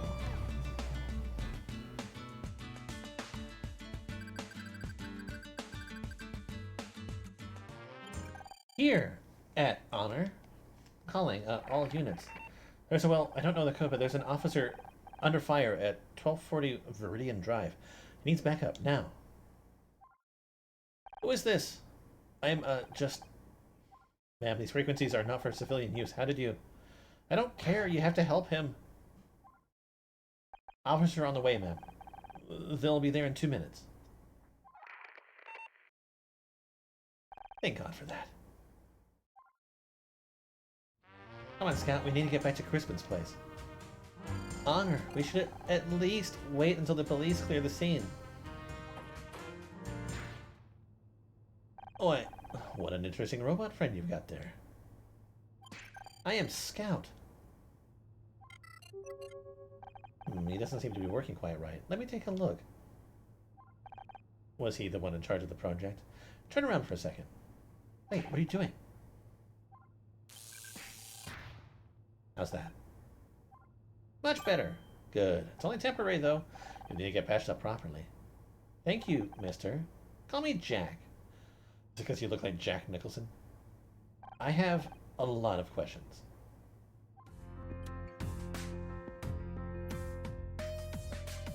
My apologies, I should have introduced myself. Who are you? My name's Jack Larson. I'm the CEO of Leth Security. Leth, wait, I've heard that name before.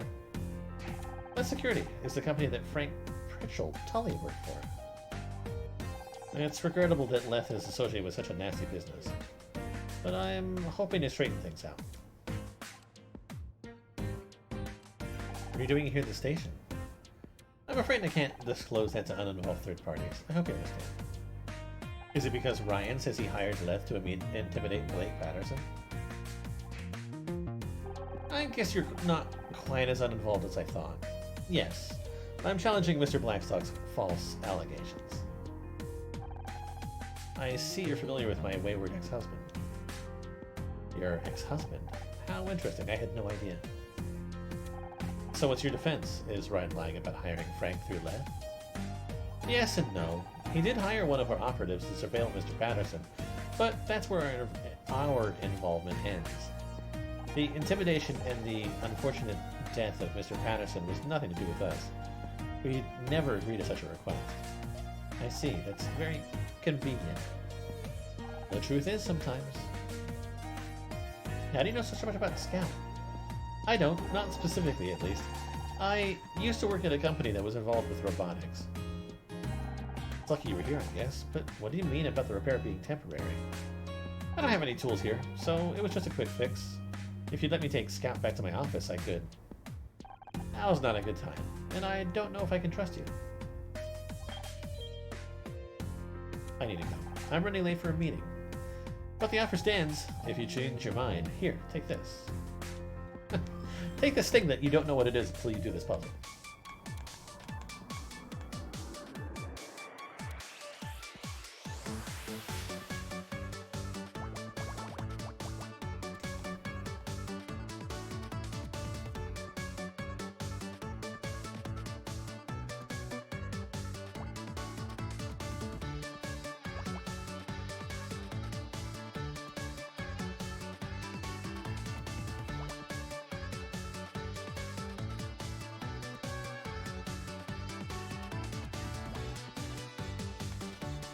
I just want to check this line. Okay, it's fine. That one won't work. That's in the middle.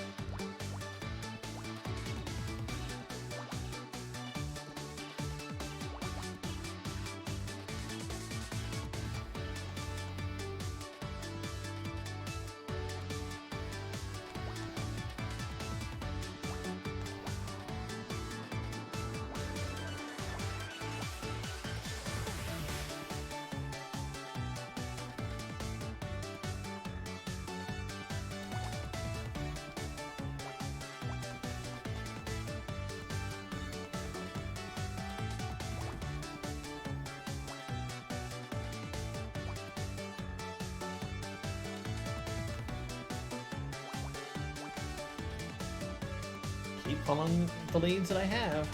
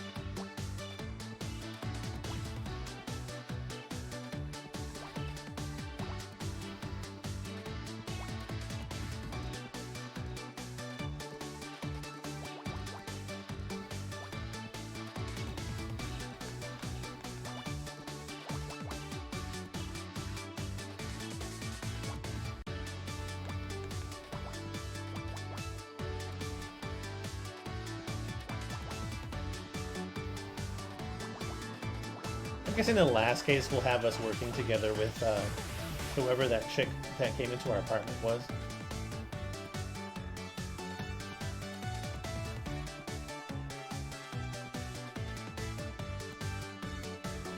It's going to expose a big conspiracy.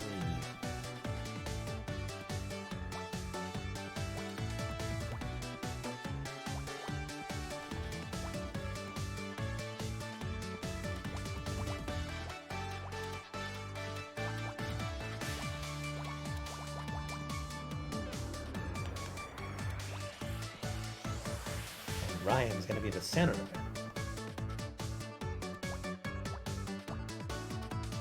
Somehow.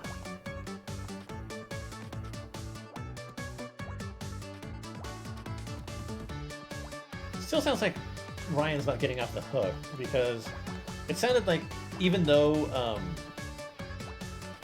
the guy is like disputing the charge, he's not saying that he never had any interaction with that guy.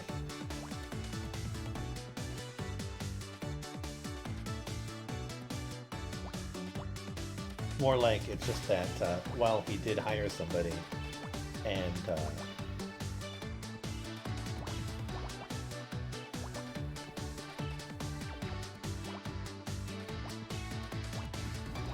Ryan was involved,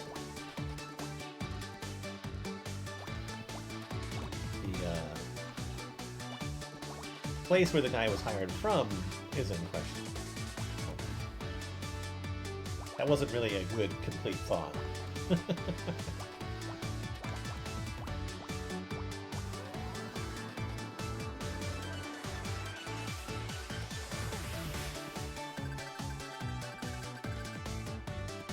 Ah, that's a fancy business card. If Scout exhibits any more strange behavior, give me a call, day or night. I'll get him fixed up. Honor, I am unsure what to make of him. Me too, Scout. Me too. Oh, I completely forgot. You said you remembered something new. Do you want to tell me about it? It can wait. Really? Okay, if you're sure. We should go back to Detective Cross. The situation at Crispin's apartment is most likely under control by now. You're right. We can talk about your new memories later. Let's go. How can I tell her that I killed someone? I am a bad robot.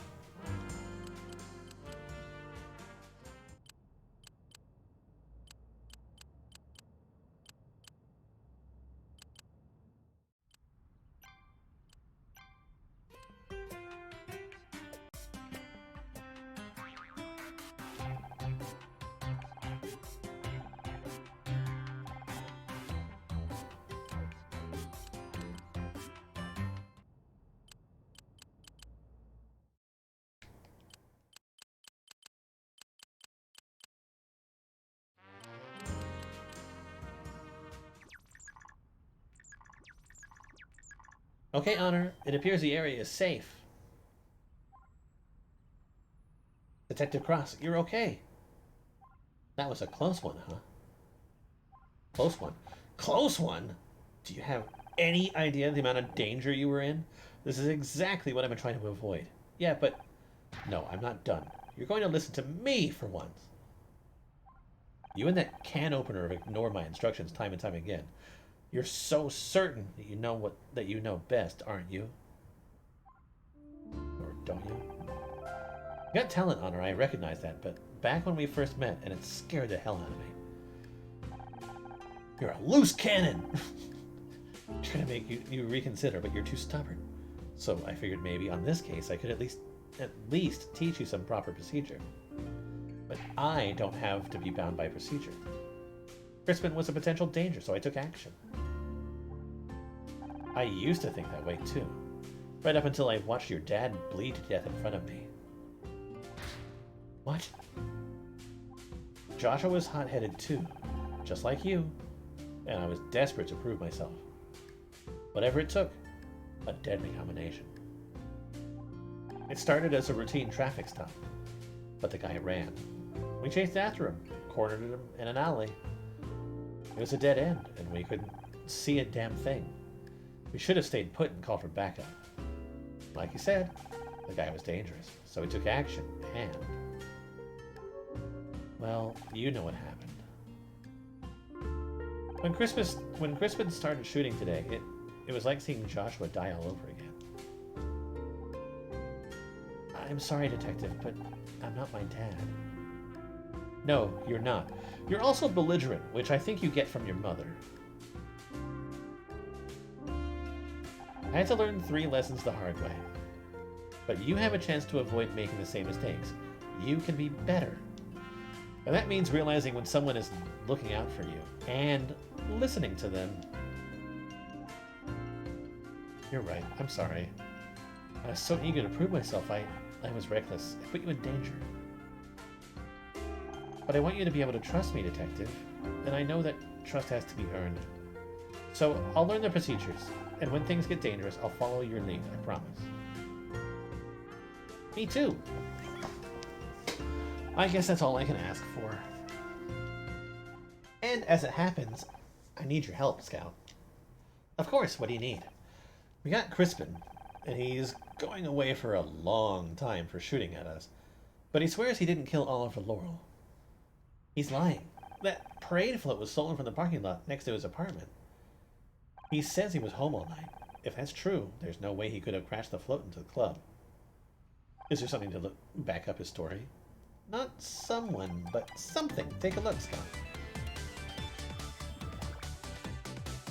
I believe that he's innocent in this.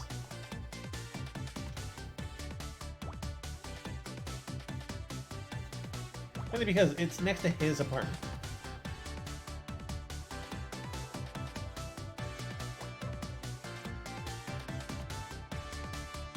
Why would he need to smash the gate?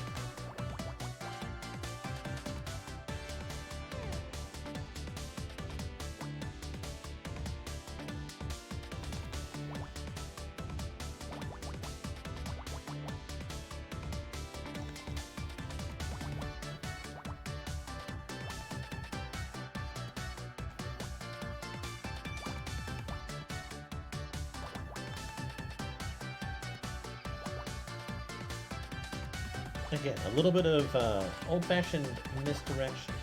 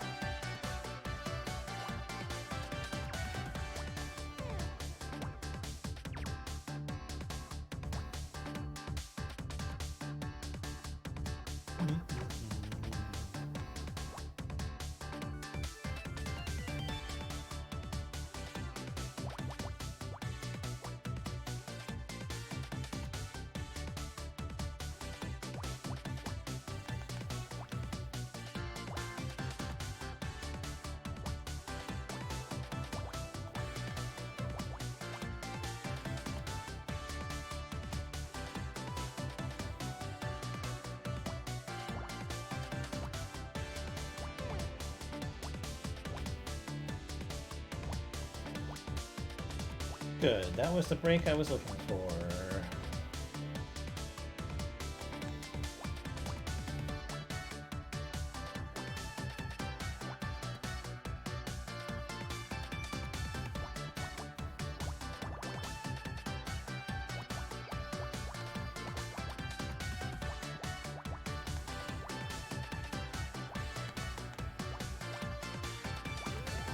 I was gonna say, it's the pair of handcuffs. Key fob. It's a key for the cave.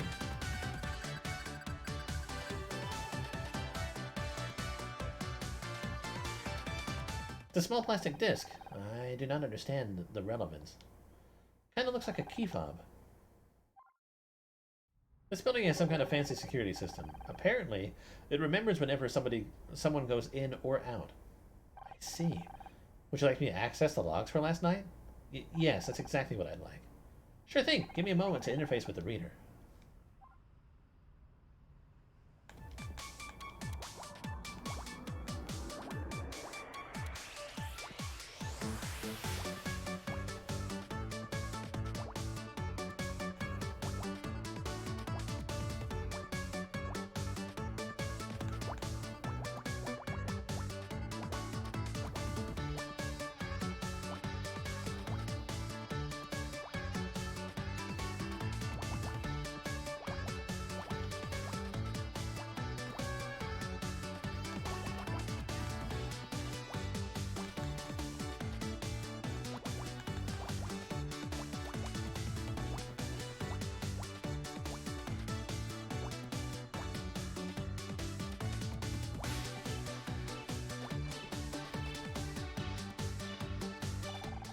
Both the exterior and exterior keypad systems are linked to a central server.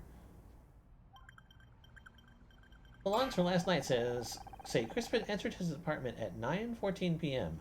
and did not leave until 8:29 this morning, several hours after the crash. It seems he is telling the truth. This proves he could not have stolen the parade float last night. All it proves is he didn't use a door. Maybe he climbed out the window. On the 6th floor, the alibi is solid on her. This is strange. The building logs also show someone rang Crispin's doorbell in the early hours of this morning. Someone was trying to talk to him. Did he answer? The system does not log that data specifically, but the door was not unlocked. So what do we do now? Both Roz and Crispin have alibis. Are we really all the way back at square one?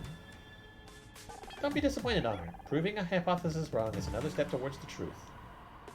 The Tin Pot's right. Besides, it doesn't always mean going back to square one. Follow the trail back to the facts you know to be true, and strike out in a different direction. What about Fran? We know she's been having money troubles.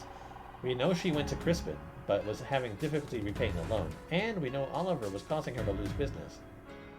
We don't want to think it, but maybe she was behind it all along.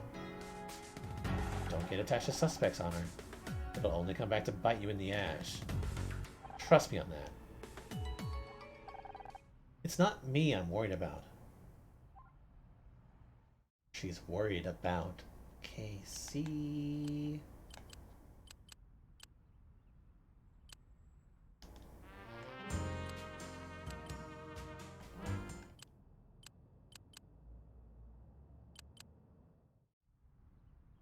Well, look who it is. You just can't stay away, can you?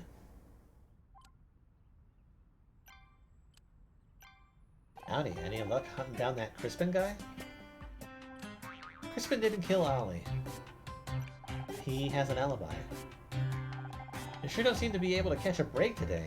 So, who are you looking into next? Well, the only remaining person of interest is Fran.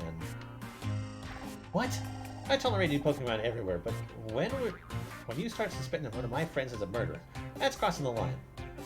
I didn't mean to cross any line, it's just we have to follow the clues. And right now they're pointing at Fran. And I'm telling you she didn't do it. Fran wouldn't hurt a fly, let alone kill someone. How has Fran been recently? Oh, she's been fine. Sure, she gets a bit stressed sometimes, but who doesn't? Where is she now? Up in her office, I guess.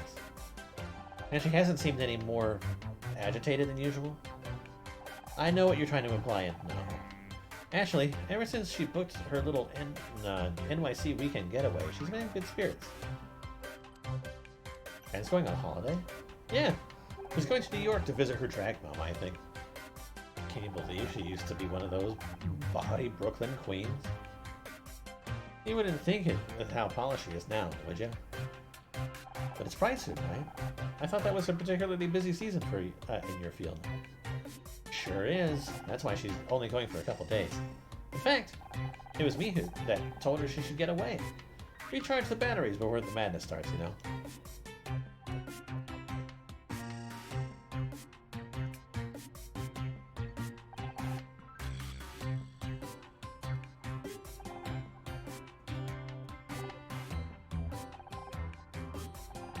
Alright, I'm not going to get anything extra out of her, I think.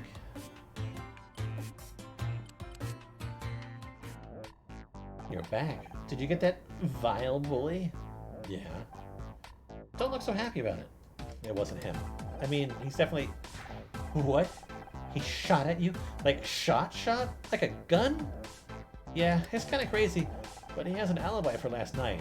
He didn't crash into the club. He didn't kill Oliver. Oh, I don't know. Maybe he paid someone else to do it? That's not my main line of inquiry at the moment. Oh. Who's in those laser-locked sights now, then? Do you know where Fran is? Wait, you don't mean... You'd better be taking the piss on her.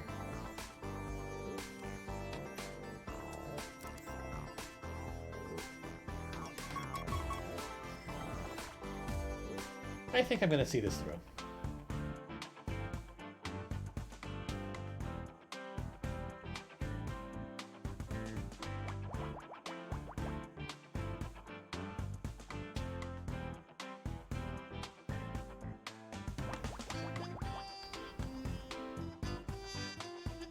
I'm kind of into it now. Not that I haven't been into it, I'm just like...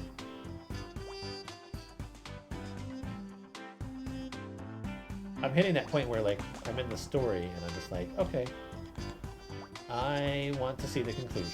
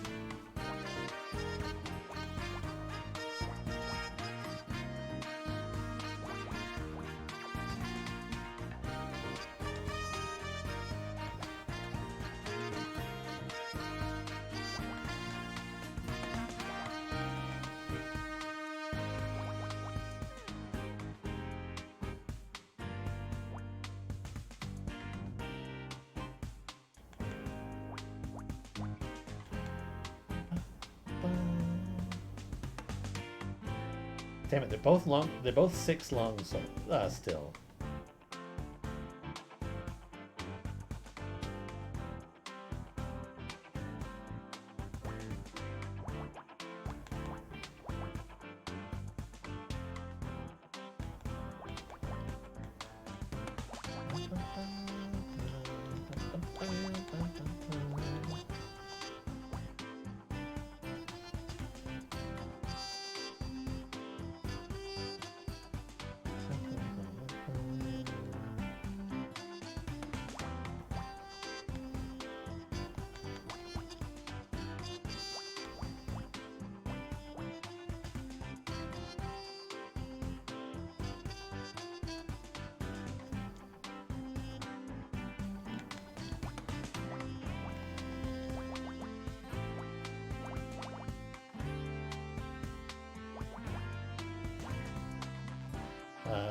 It's 6, 7, and then 8 is up in the air.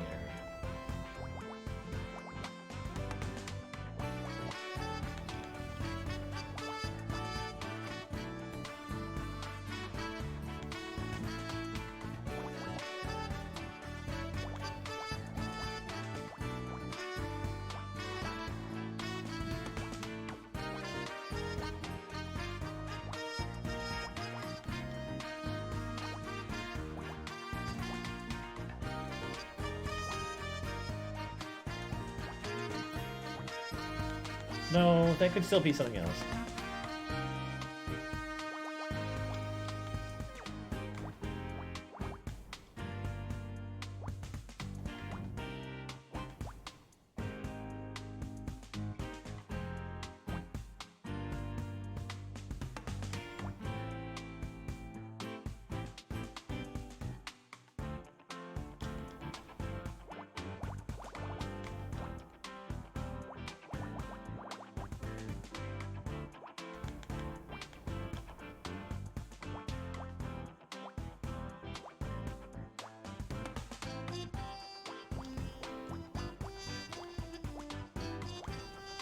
And guess what? It was something else.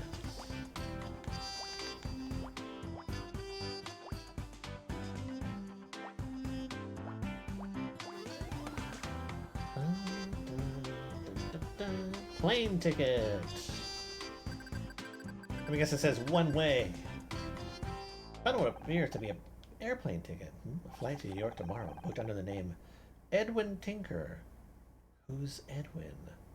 Oh, yeah, that's Fran's real name. Right, but this is a one-way ticket.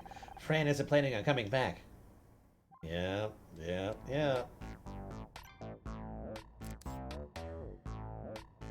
Guilty is as guilty does. I mean, granted, there's always a chance that she's still innocent. However, it's not looking good, Fran.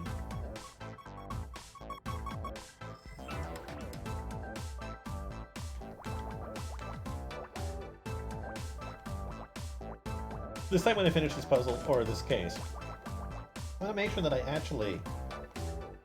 gonna carry through until, like, the next, like, logical, like, save point.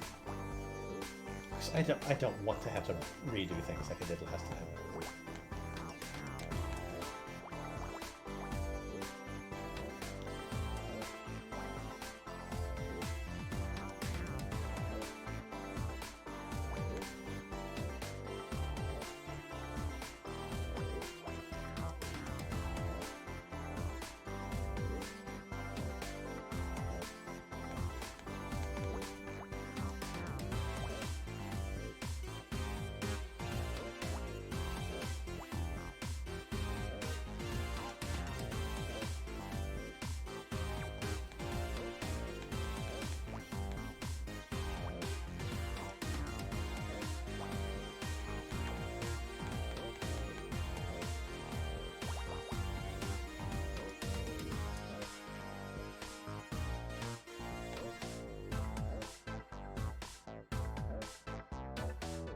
No, I can't make that call.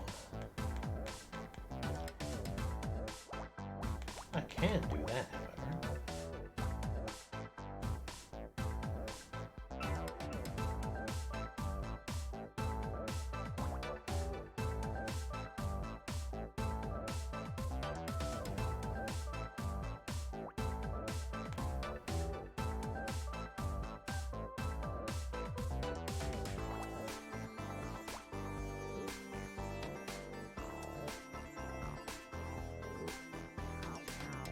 Okay, this has to be part of the 3. This has to be the 1.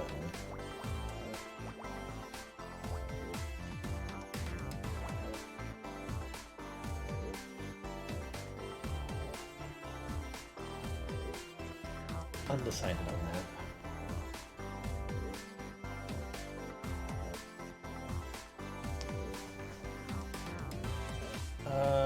I can clear off some of this though.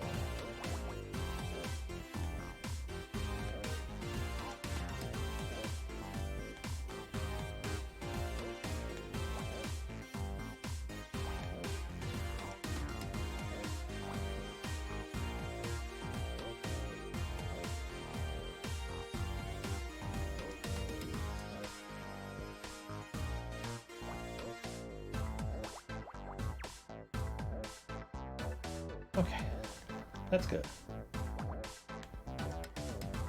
Confirming that that's done is good.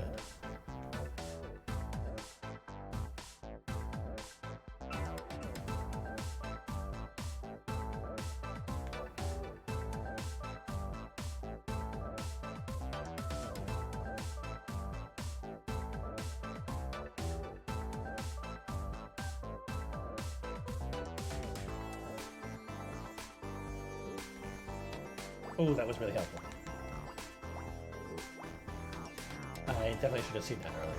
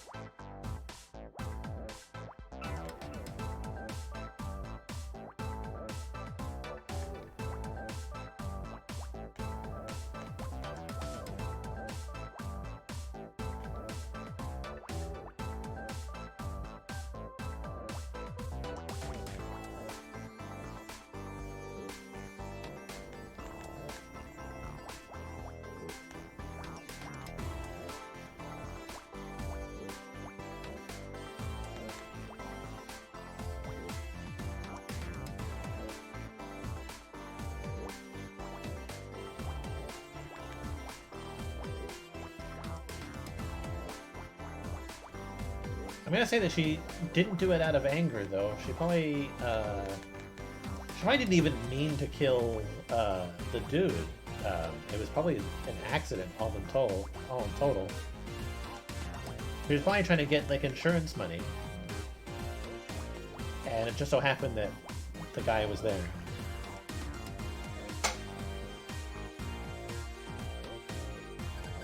At least that's what it seems to me.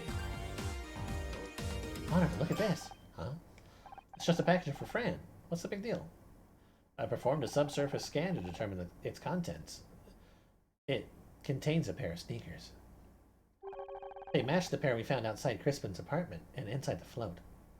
What? This can't be a coincidence.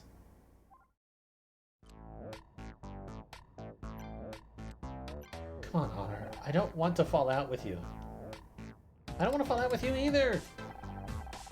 Out of here. So, who's actually your next suspect then? We are currently investigating whether it could have been Fran. That's exactly what I didn't want to hear. Look, Casey, it's not personal. We have to investigate every lead, and all other avenues have led us nowhere. Well, don't expect this one to either. You seem very sure that Fran didn't do it. Because I know her. Because I've spent years of my life with her. I've lived with her. I've fought with her. I've cried with her. And every moment tells me that she could never kill someone. Maybe not deliberately. Not ever. Listen, it wasn't long ago that you were in the frame for murder. And I'd have said exactly the same about you as I'm saying about Fran. Because that's what a friend does. I get it. And I appreciate it. Really, I do. If it wasn't for you, I might not have realized just how much Ryan messed up my head. Without you in my corner, I don't know if I would have had the strength to leave him. Oh, stop all that. I just helped you see what was going on, that's all. The rest was up to you. You're the one who saw it through. And I did it because I see how good a person you are. I would have done the same for Fran. That's why you have to believe me. You're barking at the wrong tree here. How's Fran been acting today? Worried, tired, irritable, distant. Basically doesn't know how you'd expect someone to be. Basically, how you'd expect someone to be when they've just had their livelihood smashed into smithereens. Right, of course. Where is she now? She locked herself away in the office, said she had to call the insurance company. Rather her than me. I hate those call centers. Those dumb voice recognition machines never understand a British accent. No offense, Scout. None taken, Casey. I didn't understand what you said anyway. Fucking God. Very funny. I wasn't lying. Alright, time to do the thing.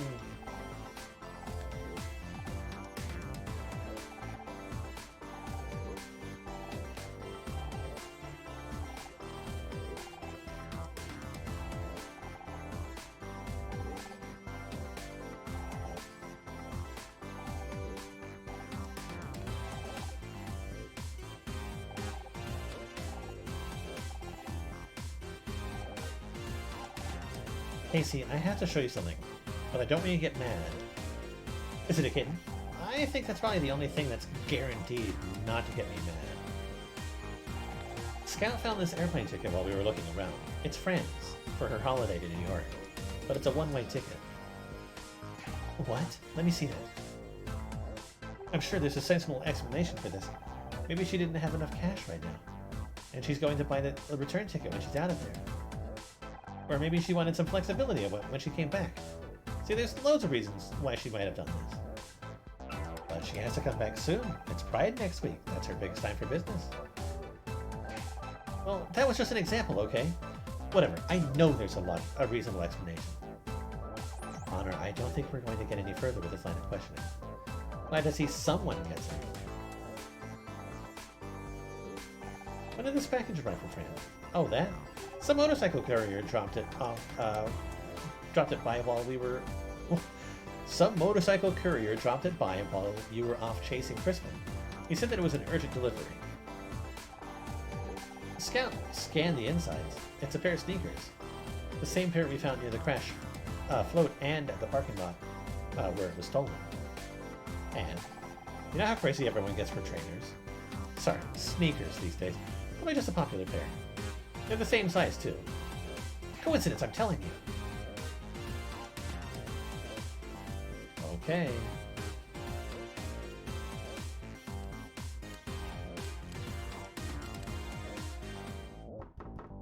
Fran, are you in there? Fran?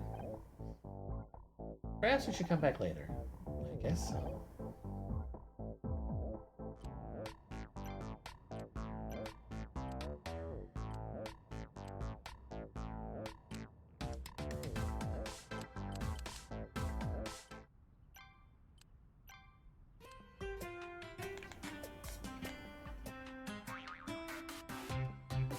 Let's take a look at this. It's Fran's airplane ticket.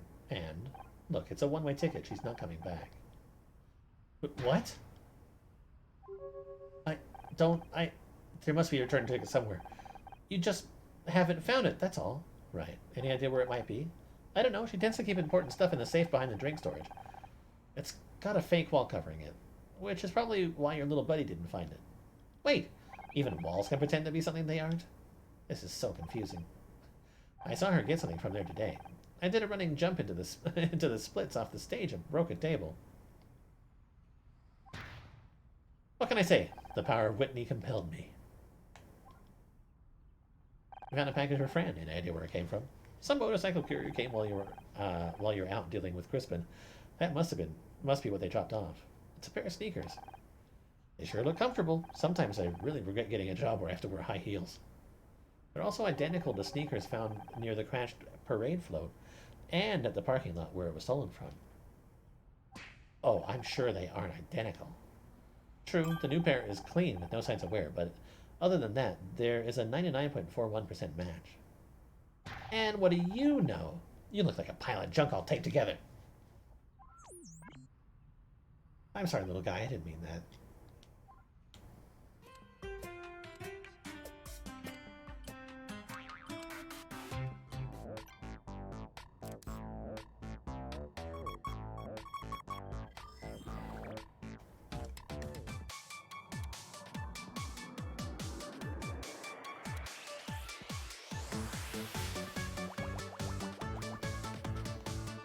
We're probably closing on the end of this one here pretty soon.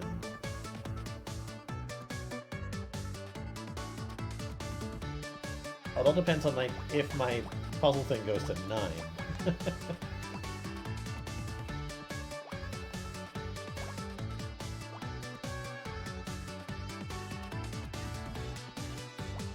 No, not puzzle thing goes to 9. My puzzle ranking goes to A.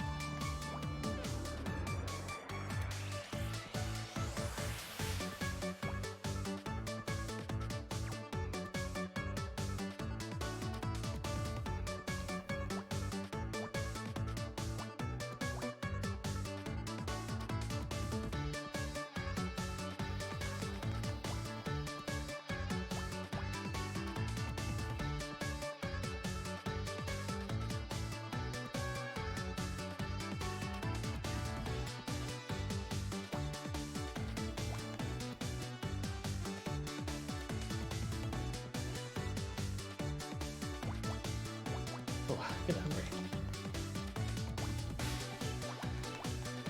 Try to finish this quickly.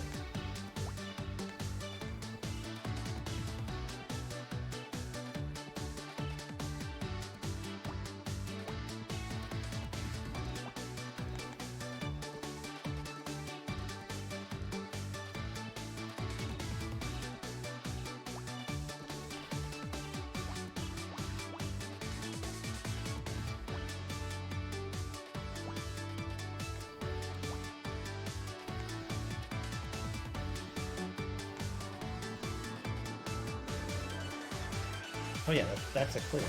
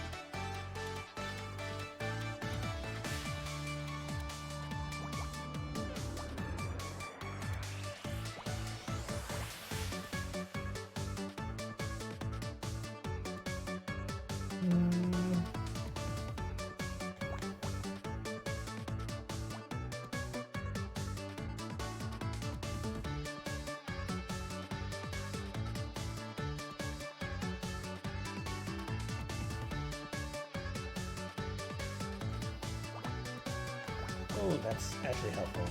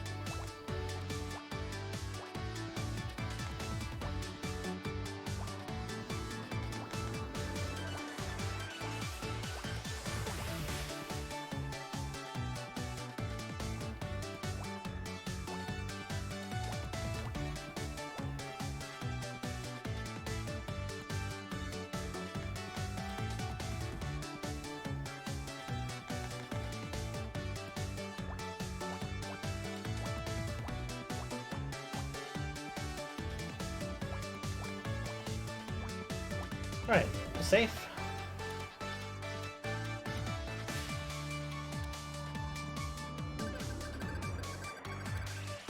Nope, still more puzzles. Roz was correct. There's a safe behind this fake wall panel.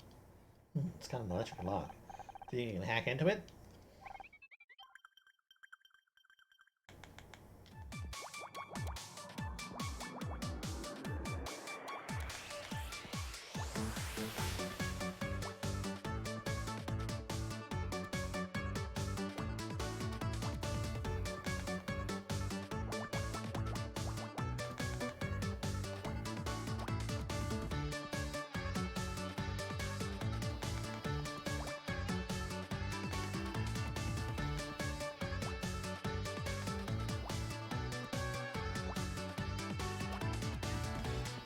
No, it's not an easy one.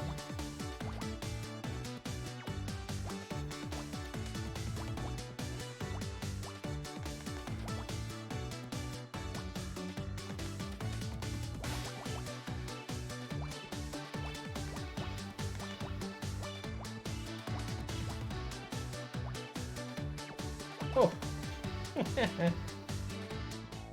Open Sesame Street. That's what I get for restricting it to PBS. Well, I can't see a return plane ticket in the safe. It's just filled with banks of coins, change for the register, I'm guessing. Wait, there's a bunch of legal documents in the back. Give me a moment, I'll scan the text. Done! It appears to be an insurance policy for Magellan's, covering fire, theft, accidental damage, earthquake... Wait, accidental damage? Does that include someone driving a gigantic shoe into the premises? Not specifically, but I believe the wording means that would be covered. The payout for such an event could reach into the hundreds of thousands of dollars. Interesting.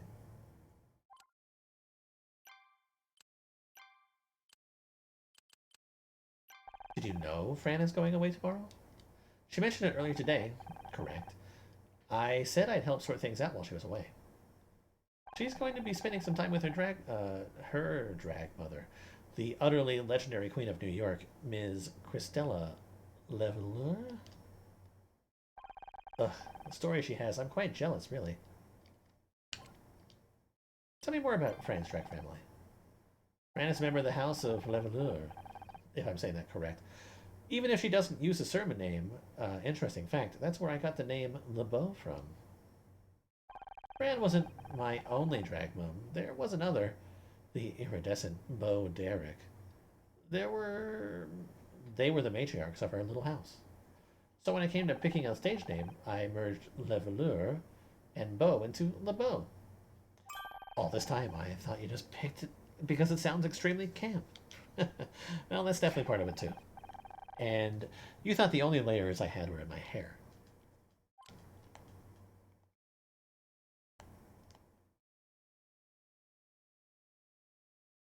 Casey, look at this. It's Fran's insurance documents. Do I have to? They look so boring. Surely Fran would need these if she was actually on the phone to the insurance company. Really, Honor. She probably has duplicates or another document with her information on it. According to Scout, it's a policy that'll pay out for accidental damage. The float crashing into the club means Fran could make a claim for hundreds of thousands of dollars. Insurance specialist now, is he? Blimey. His creator must be a hoot at parties. I'm sorry, I have to stick up for my friend. Come on, Casey, you've got to admit there's a bunch of inconsistencies here. A few questionable things, yes, but nothing exactly conclusive. I'm sure there's explanations for everything. Well, let's go talk to Fran then. If I'm wrong, she can steer me right. Fine. I'm sure you won't mind if I tag along. As long as you're fine with it, Honor. It might be embarrassing to have to text across, see how wrong you've gotten it. That's a risk I'm willing to take.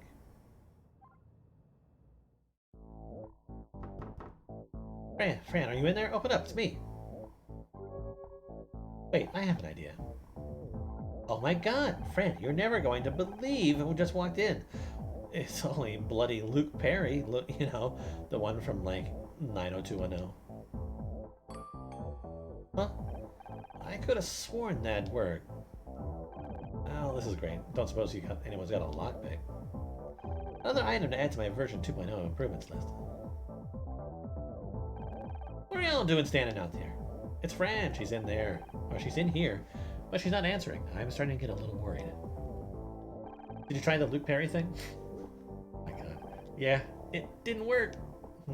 That ain't right. Stand back.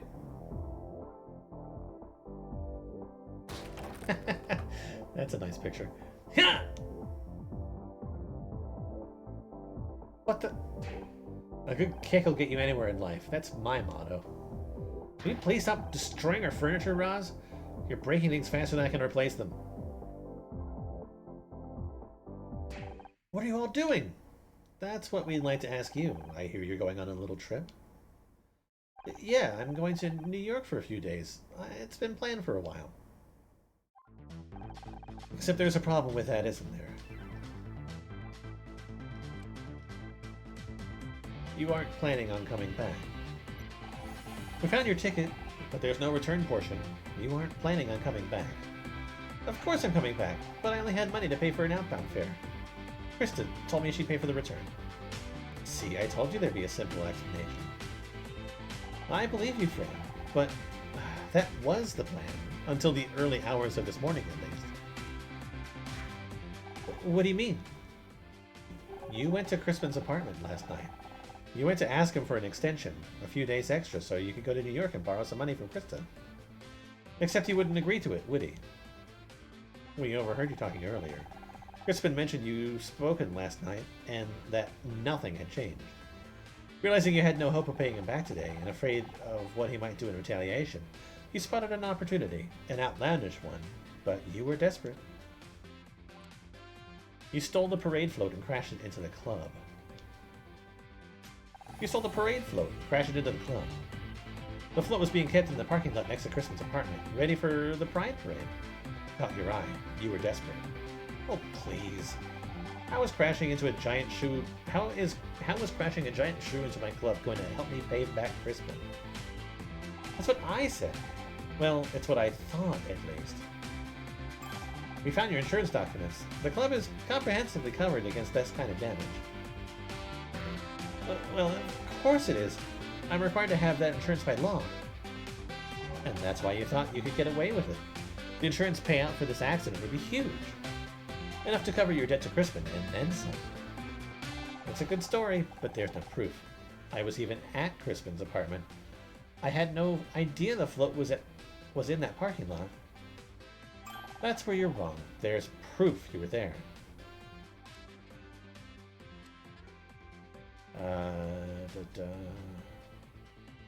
You found a sneaker stuck on the fence, which you obviously lost when you climbed into the parking lot. The same make and size of the sneaker found near the crash parade float. And the same make and size of the pair of sneakers you just had rush delivered to the club via motorcycle carrier. But that makes sense. It's hard to make a getaway in heels, isn't it? Fran. Hang on, you said I climbed the fence.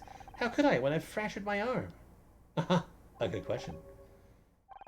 I'd forgotten about your arm, Fran, but I think we can lay this to rest. Scout, can you perform a scan on Fran's arm? Specifically the area under the cast? Of course. Wait, What? If you're innocent, he'll find nothing out of the ordinary. Fine, go ahead.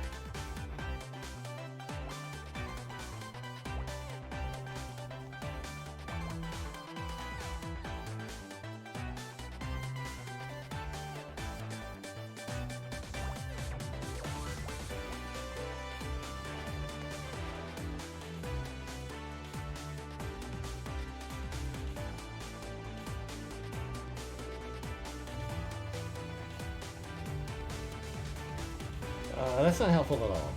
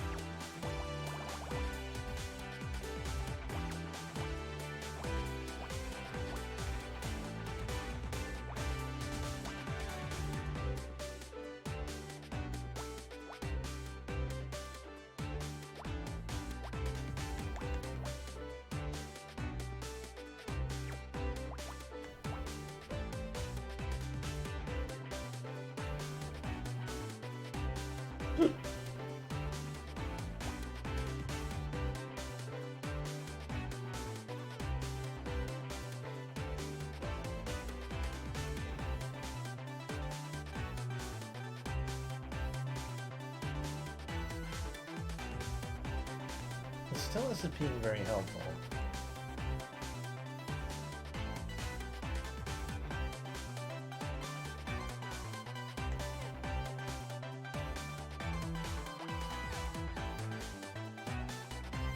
Iffy, at best.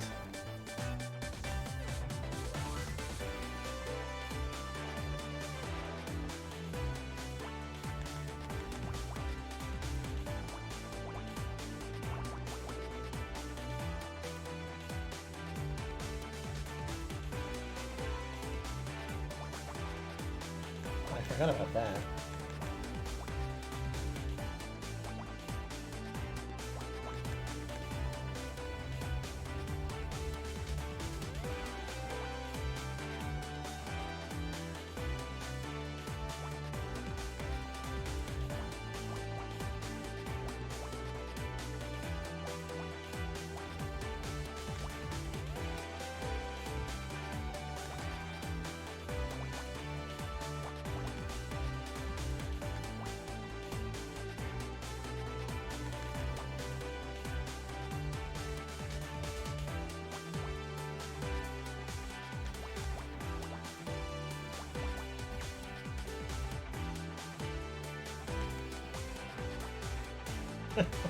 It's to be either one of them.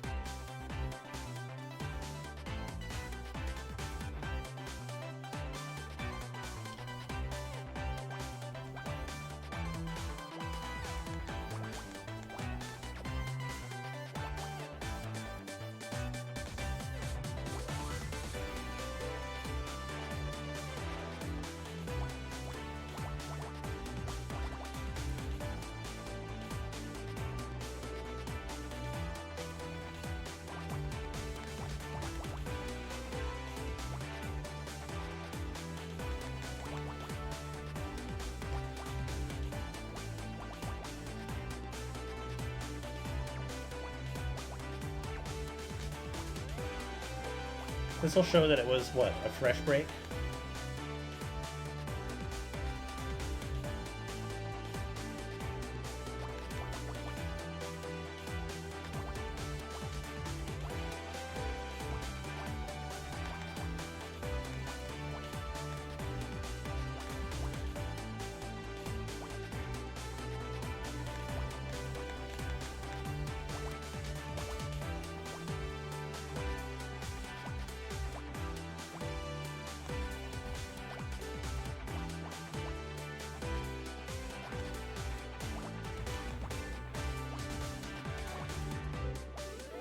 one was difficult.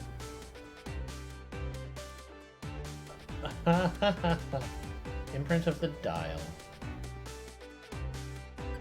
Make me S rank. Okay, good. We're done.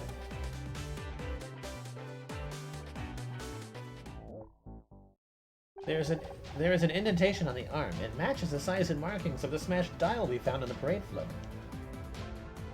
Which explains how you managed to climb into that parking lot fence. Your arm wasn't broken yet. What? That's crazy, Because you fractured your arm in the crash. You must have put your hands up to protect yourself when the float hit the club. But you flew forwards and hit the speedometer, breaking it and your arm. No, this can't. You crashed the parade float into the club. You killed Oliver Laurel. I'm sorry. I'm so sorry. I got in so over my head. I didn't know what to do. But you've got to believe me. I never meant to kill Oliver. I had no idea he was sleeping out there. I thought it'd be a victimless crime, but I got it so wrong. I'd do anything to undo it, really. I won't fight. I'll come with you, just... Please, Casey, say that you believe me. It was an accident, I swear.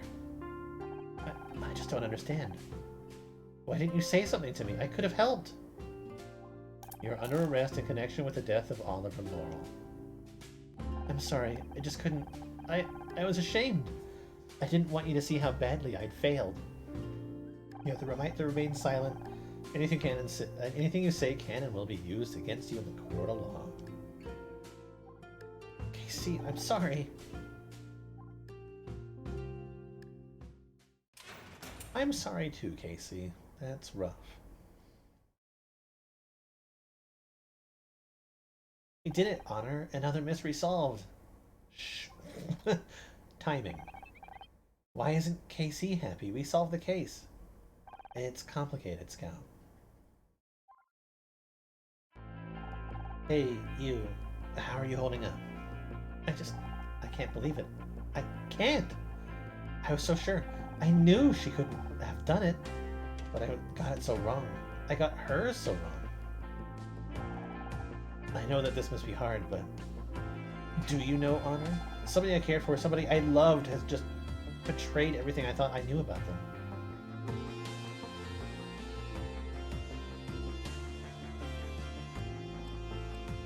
Remember Ryan and the whole accidental getting Blake killed thing? I am such a tit. Sorry, babe. I didn't mean to lash out at you. I don't know. I'm a bit everywhere, to be honest. I know just the thing. Why don't you come back to mine?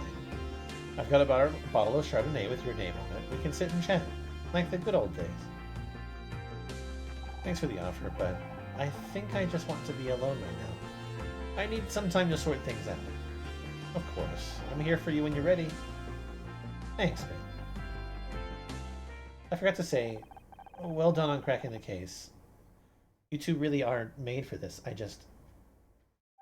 Yeah.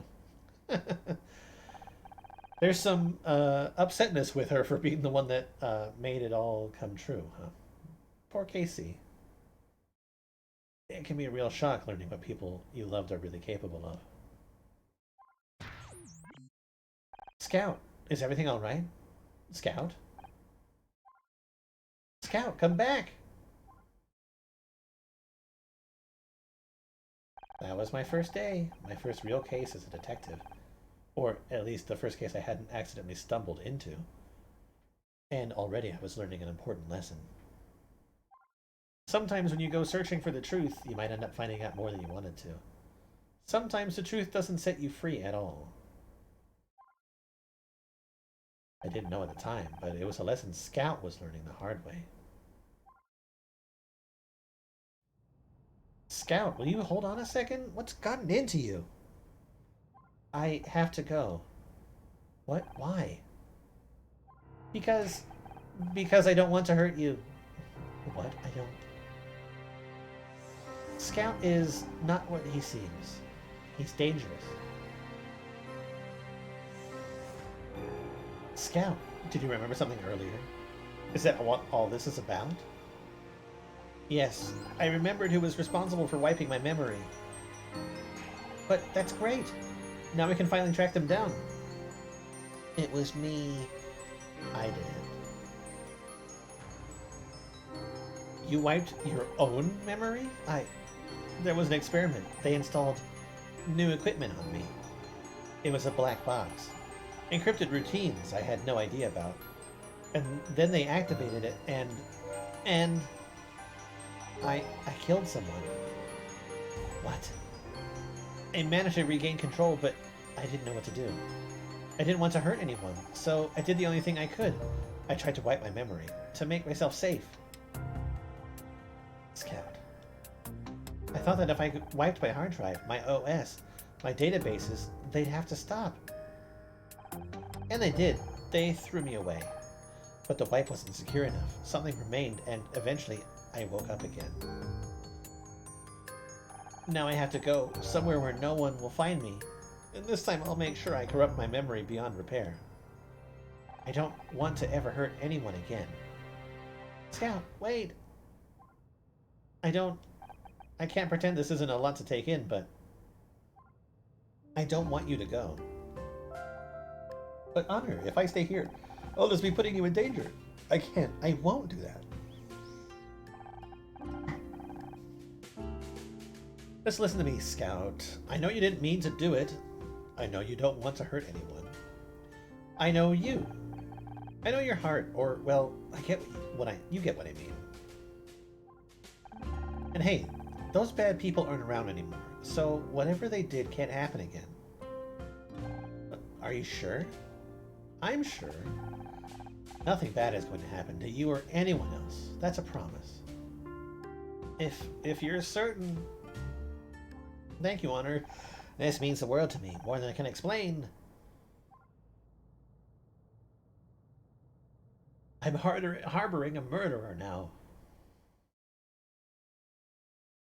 Case closed. Let's make sure it stays that way, god damn it.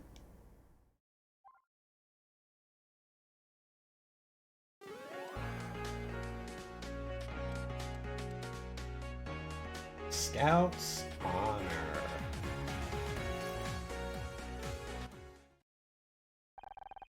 It had been a long summer, but it was nearly over. I could feel the change in the air just as much as myself, as if every fading sunset drew a hazy line between my old life and the new. I'd solved another case. Ryan was gone for good, and Detective Cross was finally seeing things my way. Over the course of the one summer, I built a new career from the smoking ashes of the old. This should have been the greatest time of my life. But then Scout told me he had killed someone. It hit me like a freight train. Now all I could hear was the screech of the brakes. It was deafening. Worse still, I'd told Scout that everything was going to be okay, that no one else would get hurt. I'd made a promise I wasn't sure I could keep. He always wanted to help. He's always wanted my help, and he has more questions now than ever. But for the first time, I'm scared of what the answers might be. I couldn't do this on my own. I didn't know the first thing about what Scout was going through. How could I? So I did just about the only thing I could think to do. I asked for help.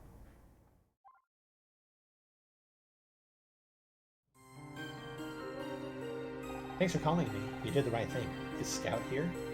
He's in the other room, recharging. Perfect. His sensors will be offline. He won't feel a thing. What do you think you're doing? I'm shutting him down. That's why you called me here, isn't it? What? No! I just wanted to know what the options are. There's only one. He's dangerous. We have to shut him down. It's not an option. How can you possibly know he's still dangerous? Because I designed him. Oh, even her hair tie is a piece of wire. Can't believe it. All this time he's been trying to find out who created him. Now you're finally here. You might finally get some answers, and all you want to do is turn him off? I'm just being practical. Where did you even find him? They told me he was destroyed. Actually, he found me. He was lost, confused. How could you abandon him like that? He wiped his own memory. let's not forget. So you tossed him out in the garden. I didn't have any say in the matter. I'd long since lost control over the project. When Scout was grabbed, it was really hard. I blamed myself. He was never supposed to hurt anyone. But I made my peace with what happened until one day I find out he's floating around Los Angeles, solving crime. I've already lost so much. Please, I need to know it's over. But what about him? Scout has thoughts and feelings. He's alive. You think I don't know that? Then you know he deserves more than being switched off like some brainless machine. There has to be another way. I could try a software patch. It'd take a while, but if I manually blocked him or rerouted all the weapons subroutines. But there's no guarantee it'll work. We have to try. You created him. Don't you want to give him one more chance? Alright, but I'll need as much data from Scout as I can get. Back in the lab, I designed this wireless diagnostic tool. It'll collect all the logs I need, as long as Scout is nearby. Can't you do it? Can't you do it? I'm a detective, not an engineer. No, he might recognize me.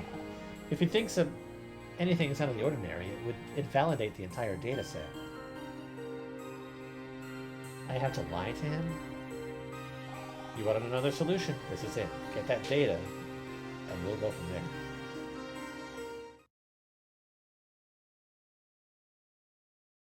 Later that morning.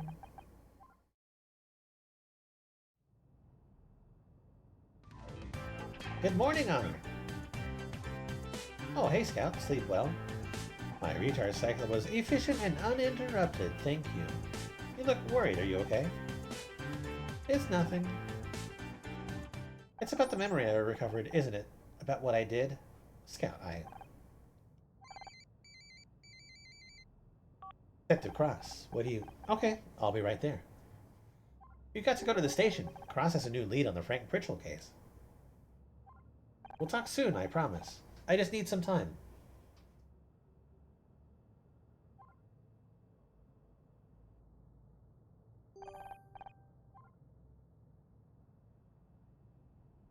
If I go there, this should hopefully help.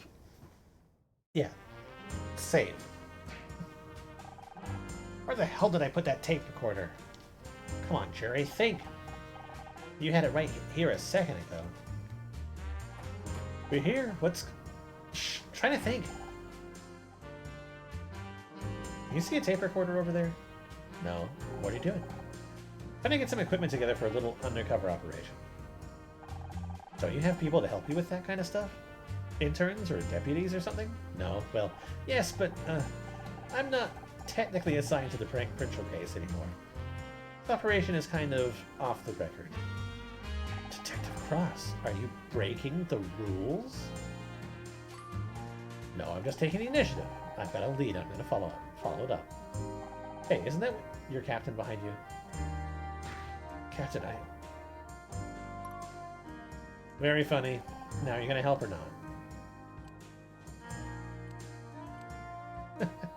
Sure, what do you need? There's a party invitation around here somewhere. Can you grab it for me? Yes, sir, Detective Cross. We won't let you down. Okay. This has to be a good one. What I mean by that is a good point to save.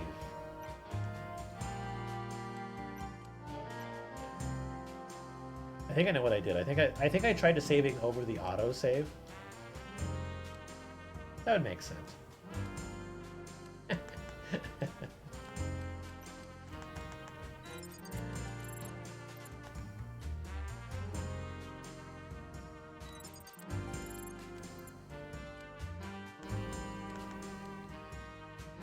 Okay, well, that's it. I'm gonna go. Thanks for watching. Much appreciated. This turned out a little bit longer than I thought it would be. Either way, bye-bye for now. See you next time.